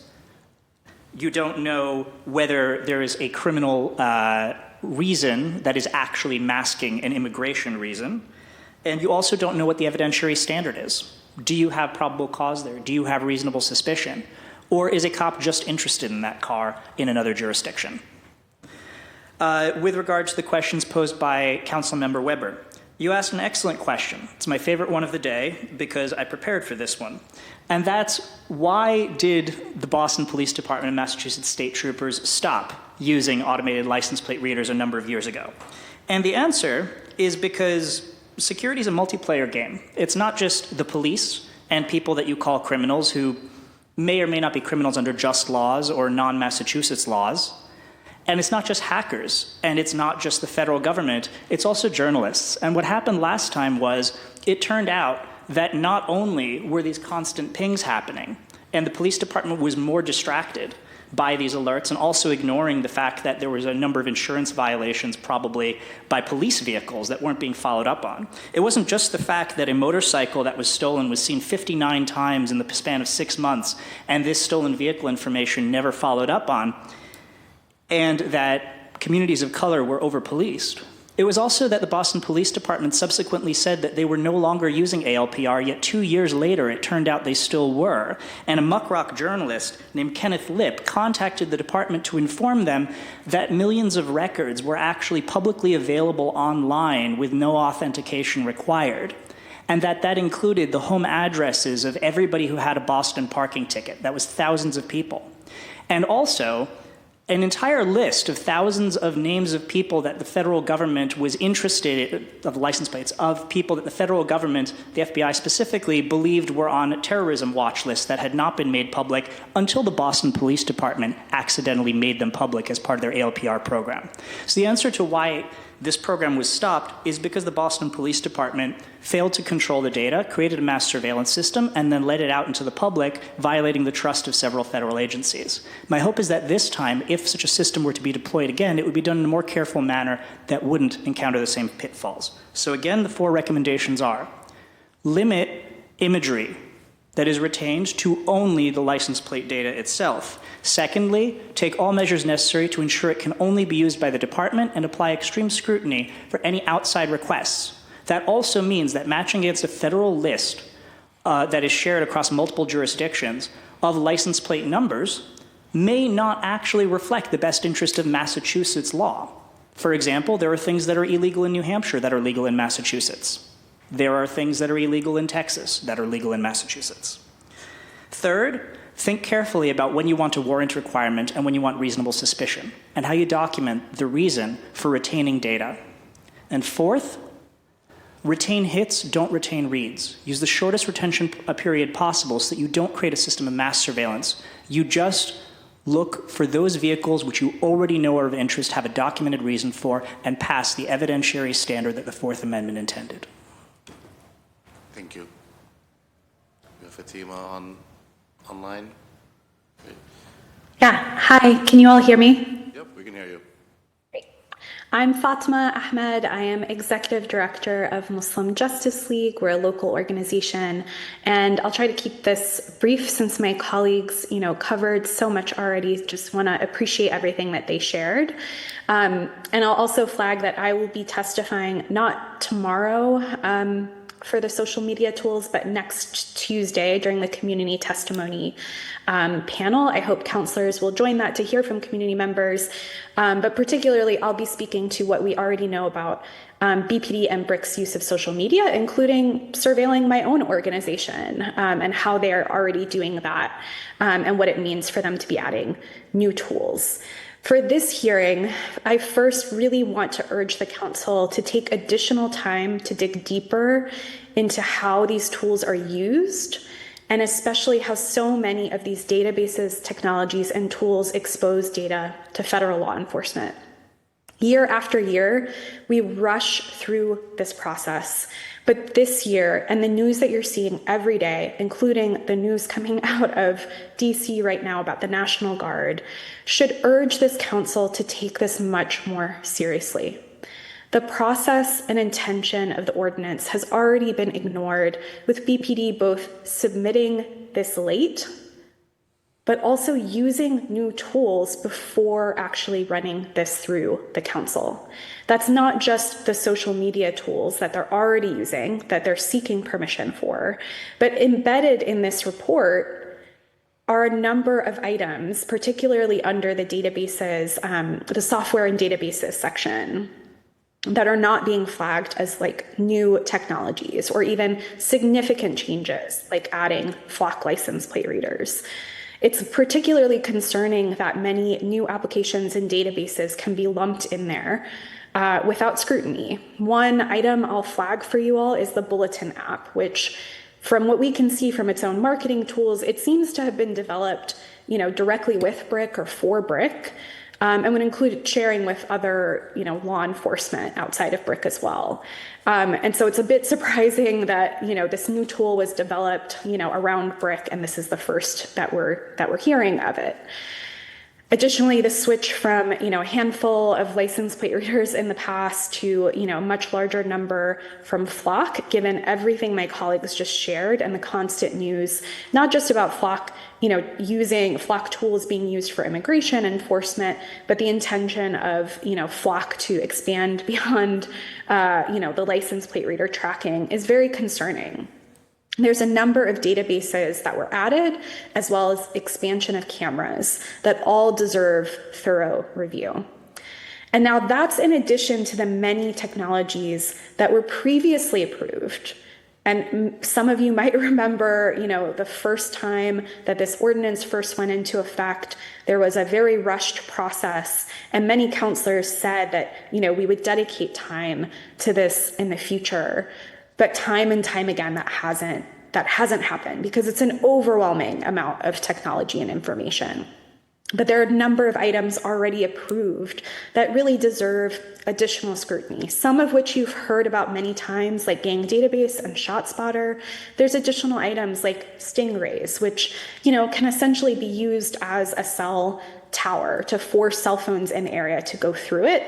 That can happen at a protest, for example. You all might remember that was bought through, civil forfeiture assets. And so that had been kind of bypassed, the city council procedures in the past. And people were shocked that was even available to BPD, as well as something called Cellbrite, which is, Israeli technology that helps the police break into mobile phones. There's so many items like this that each deserve really thorough review and understanding by the council, as well as community input. It's very hard for community members to come to these hearings during the day, and we need some better process to actually get community input. And of course, the elephant in the room is the fact that this UASI grant is going through this week, which confirms what we have told you year after year for about a decade, which is that BRIC already collaborates with immigration enforcement and already contributes to it.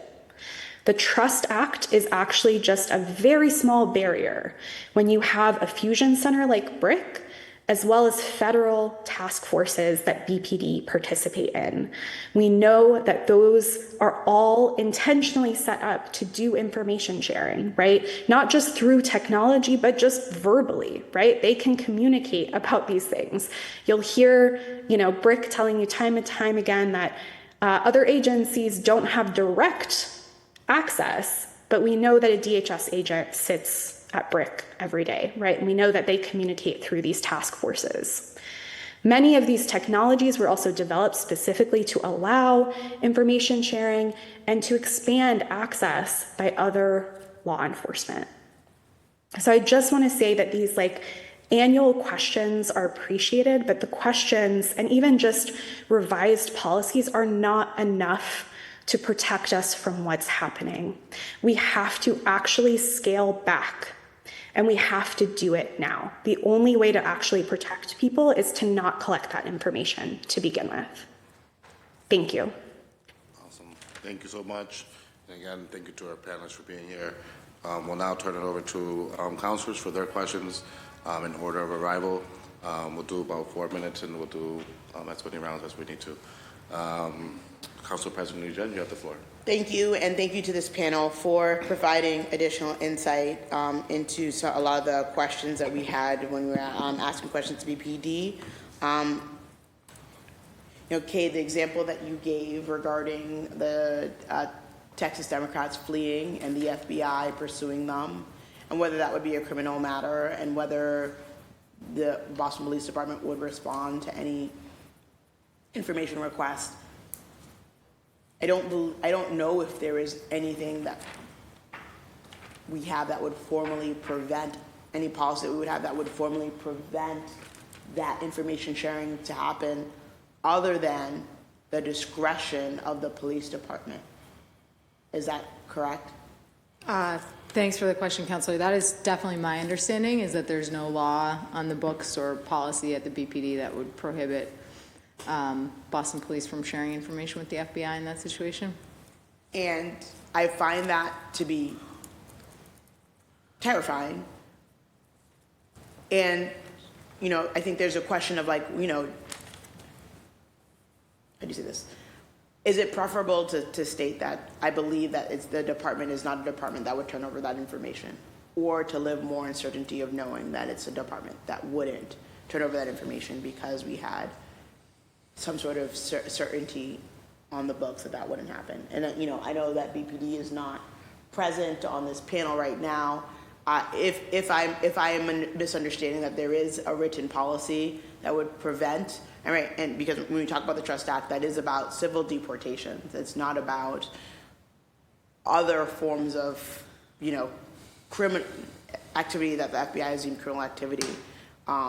That where there is that discretion, which I think the information about what are the memorandums that currently exist around information sharing, I think is important, and us understanding if there is anything other than the discretion of the police department that would prevent turning that information over. Yeah, not to my knowledge. And, as Fatima was just saying, many of these institutions, the political context that we're in is shaped largely by the post 9/11 period with respect to information sharing in law enforcement. And after 9/11, there was a concerted effort made to fold state and local law enforcement into the national intelligence architecture. That's what fusion centers are meant to achieve, right? That's why they exist. That's why they were created. And, this is no secret. The ACLU has long had concerns about that, right? I'm not trying to hide the ball here. We have been very concerned about that exact, transformation for 20 years. But I think that the writing's on the wall. I mean, it's very clear that right now, all of the concerns that, police departments and public officials have heard from organizations like the ACLU are coming to a head, right? I mean, we have been concerned that, if you build information sharing systems that facilitate, because look, if you sort of zoom out and think about the federal government is actually not that big compared to, the number of local police officials throughout the country, right? I don't have on hand the number of FBI agents, but it's something like, 20 or 30,000 people in the FBI. There are over 1 million police officers at the state and local level in this country, right? So we're just talking about huge difference in scale. And so, the federal government realized after 9/11, well, here's a political opportunity for us to transform these state and local law enforcement officials into eyes and ears for us at the federal government. And the initial reason for this was, counterterrorism. Well, we're still living in that environment, right? Where all of the information sharing databases and arrangements and the fusion centers that were created in that context, they still exist. To my knowledge, the BPD has not changed any of its policies to reflect the new political environment that we're in. And yeah, it's our view that there ought to be some changes made given the new political reality that we face, where the President of the United States has made it very clear that he wants to target the mayor of Boston, right? I mean, he wants to target political officials for doing their jobs, not for violating the law, simply for disagreeing with him about political matters related to immigration. He's using the FBI, according to reports, to hunt down these Texas lawmakers who are not violating any law. They are simply refusing to go along with, the Texas Republicans' plan to try to gerrymander that state and give the Republicans more seats in Congress. I mean, this is nakedly political, right?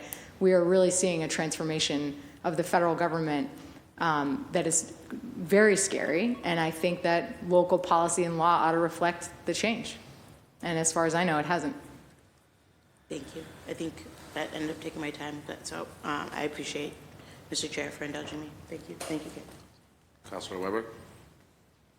Yeah, thank you. I mean, just to follow up on that, and I thought I read about, maybe it was like a U.S. attorney in Arizona or I don't know, it was another state where they were sort of increasing the number of requests for information based on criminal issues where the crime was maybe violating immigration law or something like that. So, I mean, can you just, have you seen stuff like that? Well, we're talking about the Texas Democrats, but I think, aren't there examples of that happening elsewhere in the country? And maybe, well, here's an example, right? It has been, again, since 9/11, the posture of law enforcement at the state and local level to share as much information as possible with other law enforcement agencies in other places, including at the state and local level, as well as the federal level. So let's look at a place like Florida. The Florida state legislature has passed laws in recent years requiring local police in Florida to engage in federal immigration enforcement. That's not an option. The Miami police can't opt out of that. They are required by state law to assist ICE, right? So what changes, if any, have the Boston Police Department put in place to reflect that new political reality, where we're not just talking about ICE anymore, we're also talking about the Florida Highway Patrol and the Florida Fusion Centers and, the Miami Police Department, that each time the BPD gets a request for information from any law enforcement agency in a state like Florida, and it's not just Florida, but let's just focus on Florida for now, they need to really seriously evaluate whether or not, the information that they've been told about why the request is being made is accurate. Maybe there needs to be some sort of, attestation under penalty of perjury that the request doesn't have anything to do with civil immigration enforcement. I mean, we need to, I think, take seriously the idea that the post 9/11 framework of collect it all, share it all, ask no questions, it needs to end. I mean, that there need to be some different procedures and policies put in place to ensure that the city of Boston is not endangering folks who are not, committing any crime that would be unlawful here in Boston or in Massachusetts. And that's just one example, but there are countless others. So in terms of the Boston Trust Act, any thoughts on, is there any more we can do with the Trust Act, and, what should we look at? Could I just, if I can jump in to add to Kate's answer and also respond to this. Sorry, I'm out of town, so I can't easily answer. But yeah, just to add to Kate's examples, two particular areas of concern are that BPD already participates in an FBI Joint Terrorism Task Force and an ICE HSI task force. I remember, a few weeks ago, a month ago, Mayor Wu posting a video, talking about how we're going to protect immigrants here and showing videos that include HSI and FBI agents supporting ICE with immigration enforcement raids and grabbing immigrant, community members.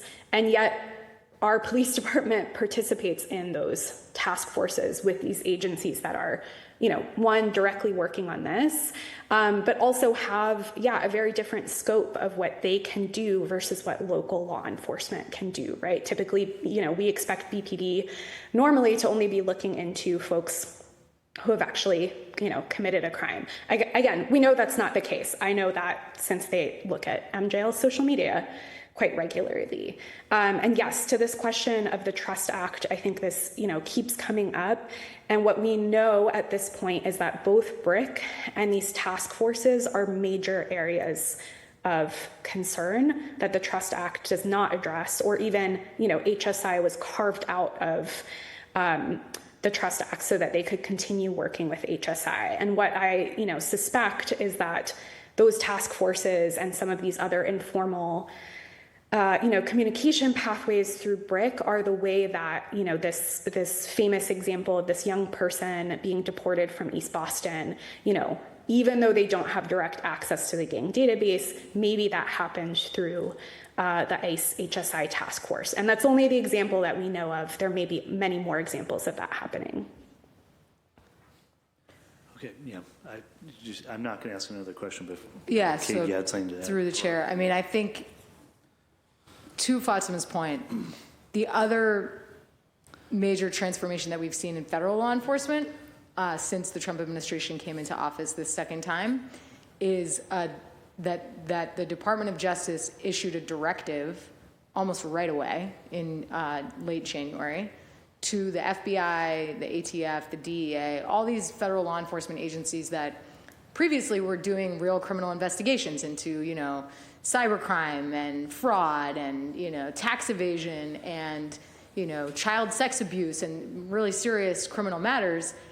The Trump administration has redirected law enforcement resources and personnel away from real criminal investigations into civil immigration enforcement. So, I mean, A, great time to do federal crime, right?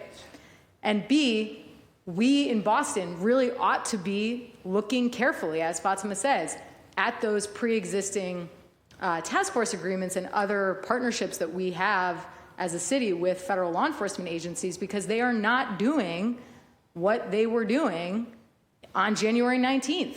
They have a totally different set of charges from their bosses.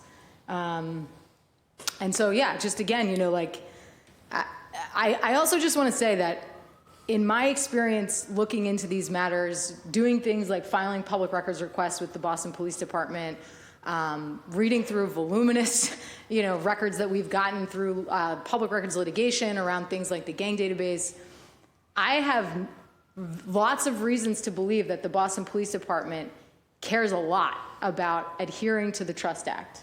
And we have seen time and time again that, folks at the BRIC are doing due diligence and they are careful when there's a request that comes in from ICE, for example, historically, to ensure that they are not, sharing information with ICE when the matter is a pure civil immigration matter. So I just want to say, at least from the ACLU's perspective, it is not our view that the Boston Police Department has been ignoring the law or flouting the Trust Act, and that's not what I'm trying to say. What I'm trying to say is that we need to look at new laws and new policies to reflect the new political environment, because the Trust Act may have sufficed, under the previous administration, but it does not today. And I think, to specifically answer your question, Councilor Weber, the things that we ought to look at are new information collection and sharing guidelines, ideally in law, that restrict the types of information that the BPD can collect about people who are not suspected of criminal activity, and B, how information can be shared outside of the city with law enforcement outside of Massachusetts and with the federal government. And, again, I think there are a lot of different ways that we could look at that, but we have some ideas at the ACLU that we would, be happy to talk about. I just wanted to add to that because I think that we really need to face this head on. So Palantir is responsible right now and has a huge grant to merge all these databases and to bring in state databases. I think we should assume that all of our state databases that exist will be merged. That this is like Doge. Doge came in and it was like we couldn't even turn our heads before Social Security and IRS data were accessible all of a sudden. And I think we need to assume that even if we try to put things in place statutorily, that there will be threats. And some of the threats will be, well, we're not going to give you FEMA money. It's not just going to be that we're not going to pay for ShotSpotter. And when confronted with those threats, you, city councilors, will be sitting there saying, well, what do we do? Because we need to protect from real threats. We need to protect from, real storms.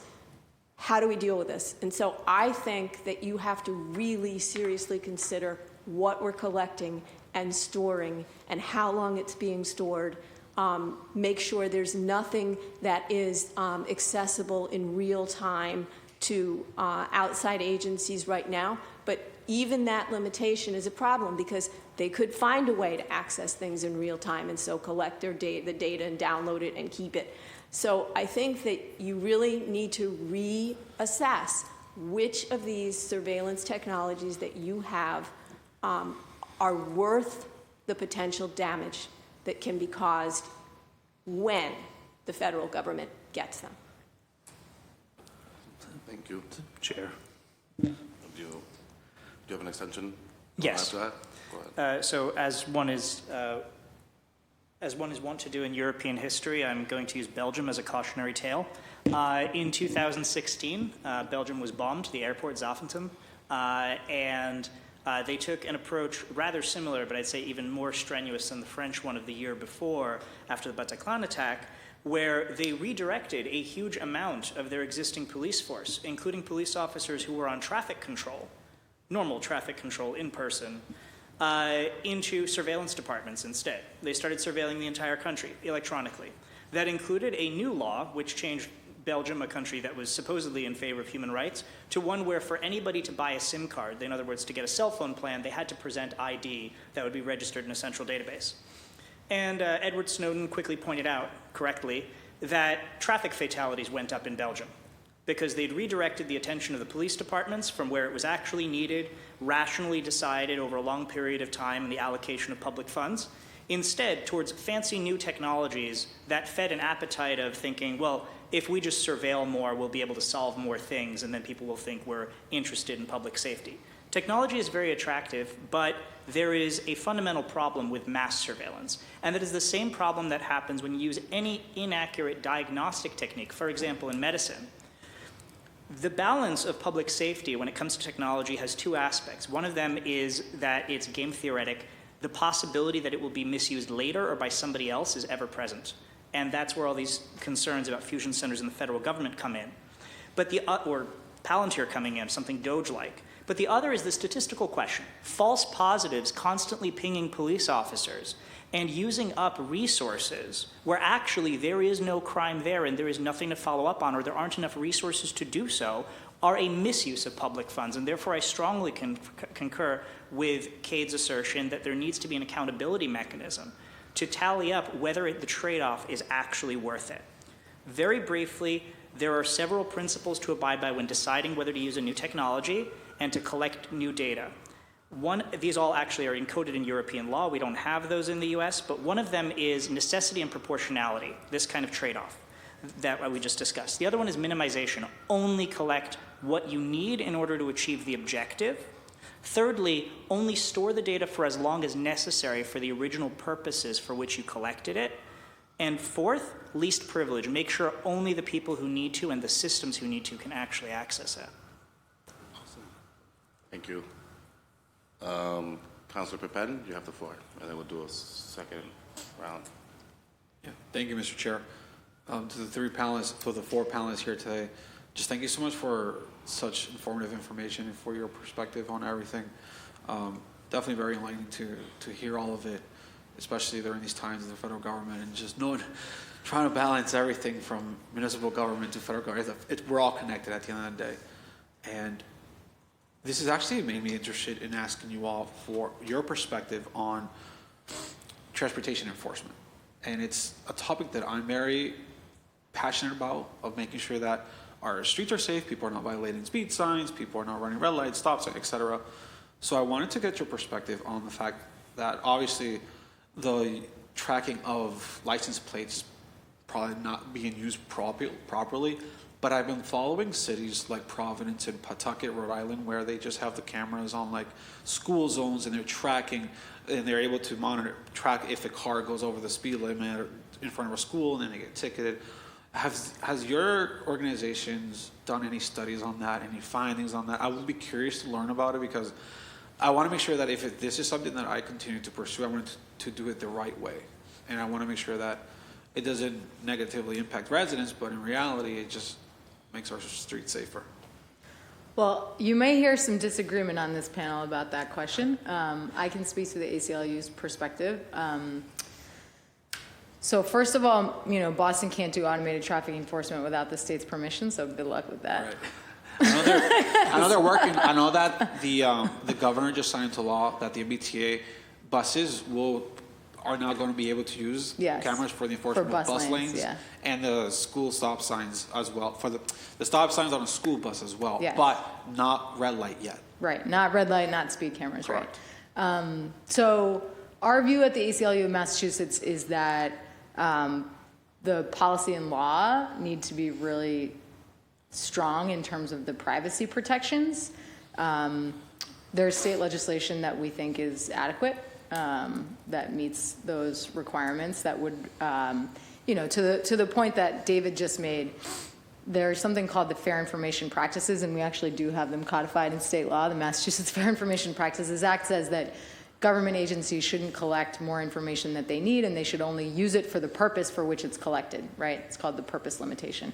So following the purpose limitation, with respect to automated traffic enforcement, if the purpose of collecting the information is to, process a ticket, right, for driving too fast or blowing through a stop sign or a red light, then that's what it should be used for, period. That's it, right? And so, yeah, we don't have an issue with it as long as there are adequate security and privacy laws in place to ensure that information collected for one purpose isn't used for another. Gotcha. Thank you.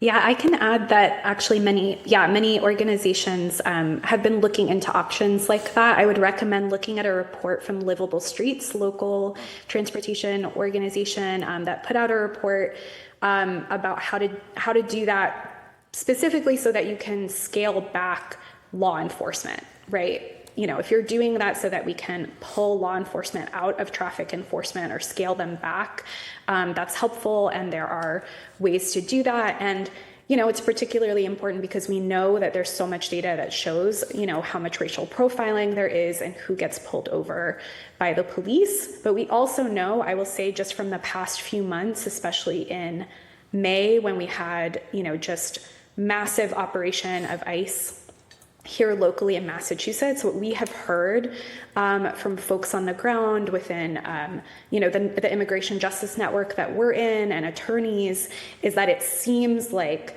ICE is either collaborating with law enforcement or somehow getting access to, license plate data or something where they're targeting folks who are driving. I think there was a very obvious example of that in Marcelo's case, where he was pulled over, after school. And what we're hearing is that was a particular trend. And so I think it's great if this council wants to pursue ways to scale back law enforcement from traffic enforcement and find, alternative ways to do that. And I think Livable Streets and a number of other organizations would be great to pull into that conversation. Fatima, thank you for sharing that. Thanks. So that's a great question because the particular usage of license plate readers in that context actually points to a different set of policies in two ways. One of them is that the vehicle is gone once it's done the speeding, right? And so you don't have a warrant, you don't even have reasonable suspicion that involves a human review. And so you need to retain that info for whatever kind of review or automated ticketing procedure that we normally wouldn't want to be part of a generalized criminal investigation process that uses ALPR data. Typically, we'd want suspicion in advance. But in this particular context, it makes sense for this to be automated and not involve human review until maybe later. The other aspect is that the question of who's driving is actually really important for ticketing purposes. And that's because if it's somebody else driving and they dispute, right? So actually in the city of New York, I recently got a ticket and that became relevant, right? I was driving somebody else's car. And in European countries where these kind of principles of necessity and proportionality are relevant in law, they also do try to take a photograph through the windshield of who's driving there. And you know what angle somebody will be coming, so you can hope that you can get it from the front, whereas ALPR in general can be from any angle, and the situation is very different. There is legislation in New Hampshire that is an excellent reference, but not perfect for this situation. There are three of the biggest license plate readers in the country are Flock, Digital Recognition Network, and Vigilant.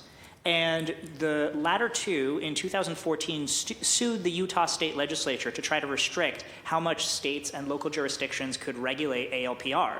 But New Hampshire actually didn't listen to them and passed legislation anyway, saying that when police notice a vehicle using ALPR, they have to make a visual inspection, seeing that the numbers actually match, and then have to do something about it. And if they're not planning to actually pursue or speak to the person or do something that requires documentation, then the data can't be sent anywhere and it can't be stored for more than 3 minutes.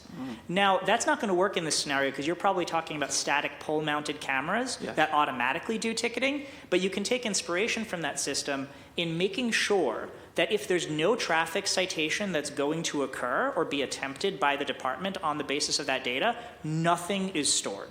So the vast majority, that 1,000-fold more number of cars whose data could be stored, doesn't get stored, and the statistical problem gets reduced. Gotcha. Thank you so much. Oh, I see one more. Yeah. Go ahead. I was actually going to mention that Digital Fourth recently did an investigation of various vendors who could potentially resolve this issue you're talking about. Yes, and that's in our written testimony. We have a table with basically the properties of those 3 companies, and you'll see that they're far more protected than Flock. And the other thing that I did want to mention is that in response to what Fatima mentioned, there actually was an article by ProPublica where they did document that in Massachusetts, in Marlborough, Watertown, and Waltham, where there were incidents where ICE literally came and broke through people's windshields, that they were using ALPR data in order to find those vehicles. And the other thing that I wanted to mention is that while we're focused on ICE, CBP is really has been doing a lot of apprehensions and detentions, and we are well within their realm here. And so it's not just ICE, and I firmly believe that really it's just a matter of time, and I don't know if it's months or if it's a little longer before all of our BRIC databases will be in the hands of the government. And I think it's just considering things like, okay, if we want ALPR, let's pick a company that's much more in comportment with what we're concerned about. I mean, and then, do we really want this kind of, intrusive social media surveillance where we're literally getting people's chat conversations? And again, limitations on where we're using these technologies. Are we going to use cell site simulators at protests, at ethnic day events, at in the vicinity of a reproductive care clinic? We need to really rethink, where are we collecting data, period, and how do we limit that? I really appreciate this because it feels like a balancing act when you're trying to come up with solutions to make streets safer, but then also keep in mind that people can abuse that information. And it's something that I've had in the back of my mind as I continue to think about solutions to these issues that we face at a municipal level, where we may try to do this with an innocent mindset, but then there's repercussions on the side. So I will probably be following up with all 3 of you to learn a little more about the work you're doing so that we can do this the right way. Yeah, and please use our written report. We really made an effort to go into detail in, I think it's 10 different topic areas of concern where we've given you a lot of information. Yes. So I really appreciate this. So thank you. Thanks. Thank you, Councilor Pepen. Council President, are you all set? All right, great. Awesome. Well, I really appreciate this panel being here.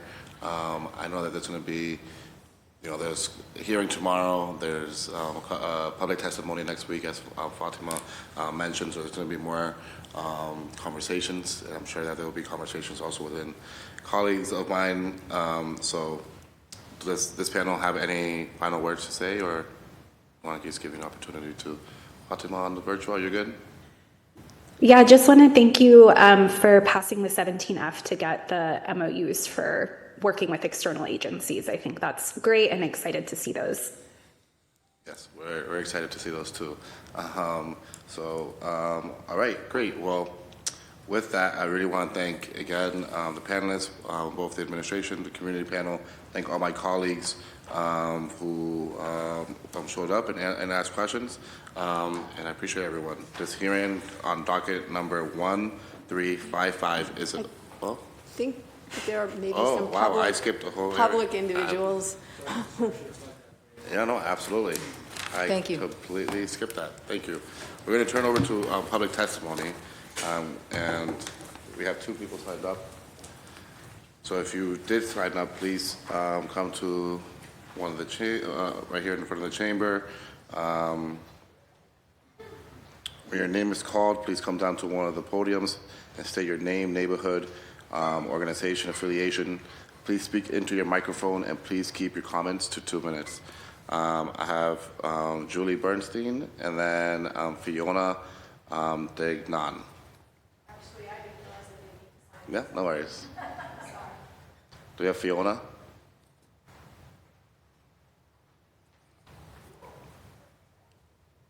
Oh, you can use the one right there. Yeah, sorry.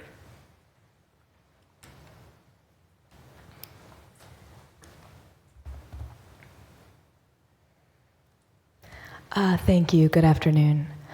I would like to thank the council and both sets of panelists and everyone else for listening today.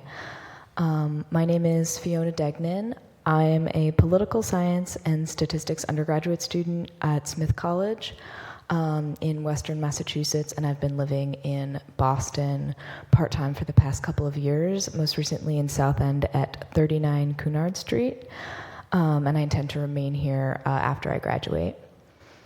I've been interested in the surveillance report, and as a part-time resident and someone who cares about the future of the city of Boston as a safe place where I can live and work and spend time and be an active community member as I have been for the past couple of years, I have become concerned about some of the methods of surveillance that the city of Boston has been enacting, and things that are already in place. I am concerned specifically about the use of automatic license plate reader technology, especially since it's been coming up in the news so often lately, not just in the city of Boston, but in other places. It's my personal opinion that automatic license plate reader technology systems collect huge amounts of data on law-abiding residents. They're stored in systems that can be accessed retrospectively by, as other people mentioned, not only Boston police, but also federal law enforcement. In this current political climate, I think that the possibility should not be discounted that the State Department may try to gain access to this information. I am concerned in particular about the piloting system with flock surveillance, especially because this is something that has come up very recently. Their database being accessed by federal law enforcement is something that should be of concern, in my opinion, to the city of Boston because of the way that it's things that have been happening in other states. Their data was accessed, this has come up in the news, it was accessed by a police officer in Texas in May of this year to track a woman seeking reproductive care, I think an abortion specifically. I am a board member of my college's reproductive justice organization, the Smith Students for Reproductive Justice, and I believe that protecting residents from surveillance is a vital part of ensuring reproductive autonomy for women in Massachusetts and everywhere. I think that I'm running out of time in a few seconds, but I think we can all agree that it's very important for Boston to remain a safe city for everyone who wants to come here, whether this is immigrants, this is politically active people who may be like risking something for themselves, whether this is people seeking reproductive care, women, it's really important to protect the right to free expression, free speech, and protest, and these can all be eroded if the City of Boston does not take decisive steps and make sure to examine exhaustively the surveillance report and takes decisive steps to protect the privacy of its residents. Thank you so much. Thank you, Fiona. Really appreciate your testimony, and my apologies earlier trying to. Oh yeah. Yeah. So thank No you for problem. being I know here, it's. and I appreciate you being here throughout the whole hearing. Great. I've been informed by Central staff that there is no one else signed up for public testimony. I just want to make sure that that's the case. All right. Great. Well, this hearing on docket number 1355 is adjourned. Thank you, everyone.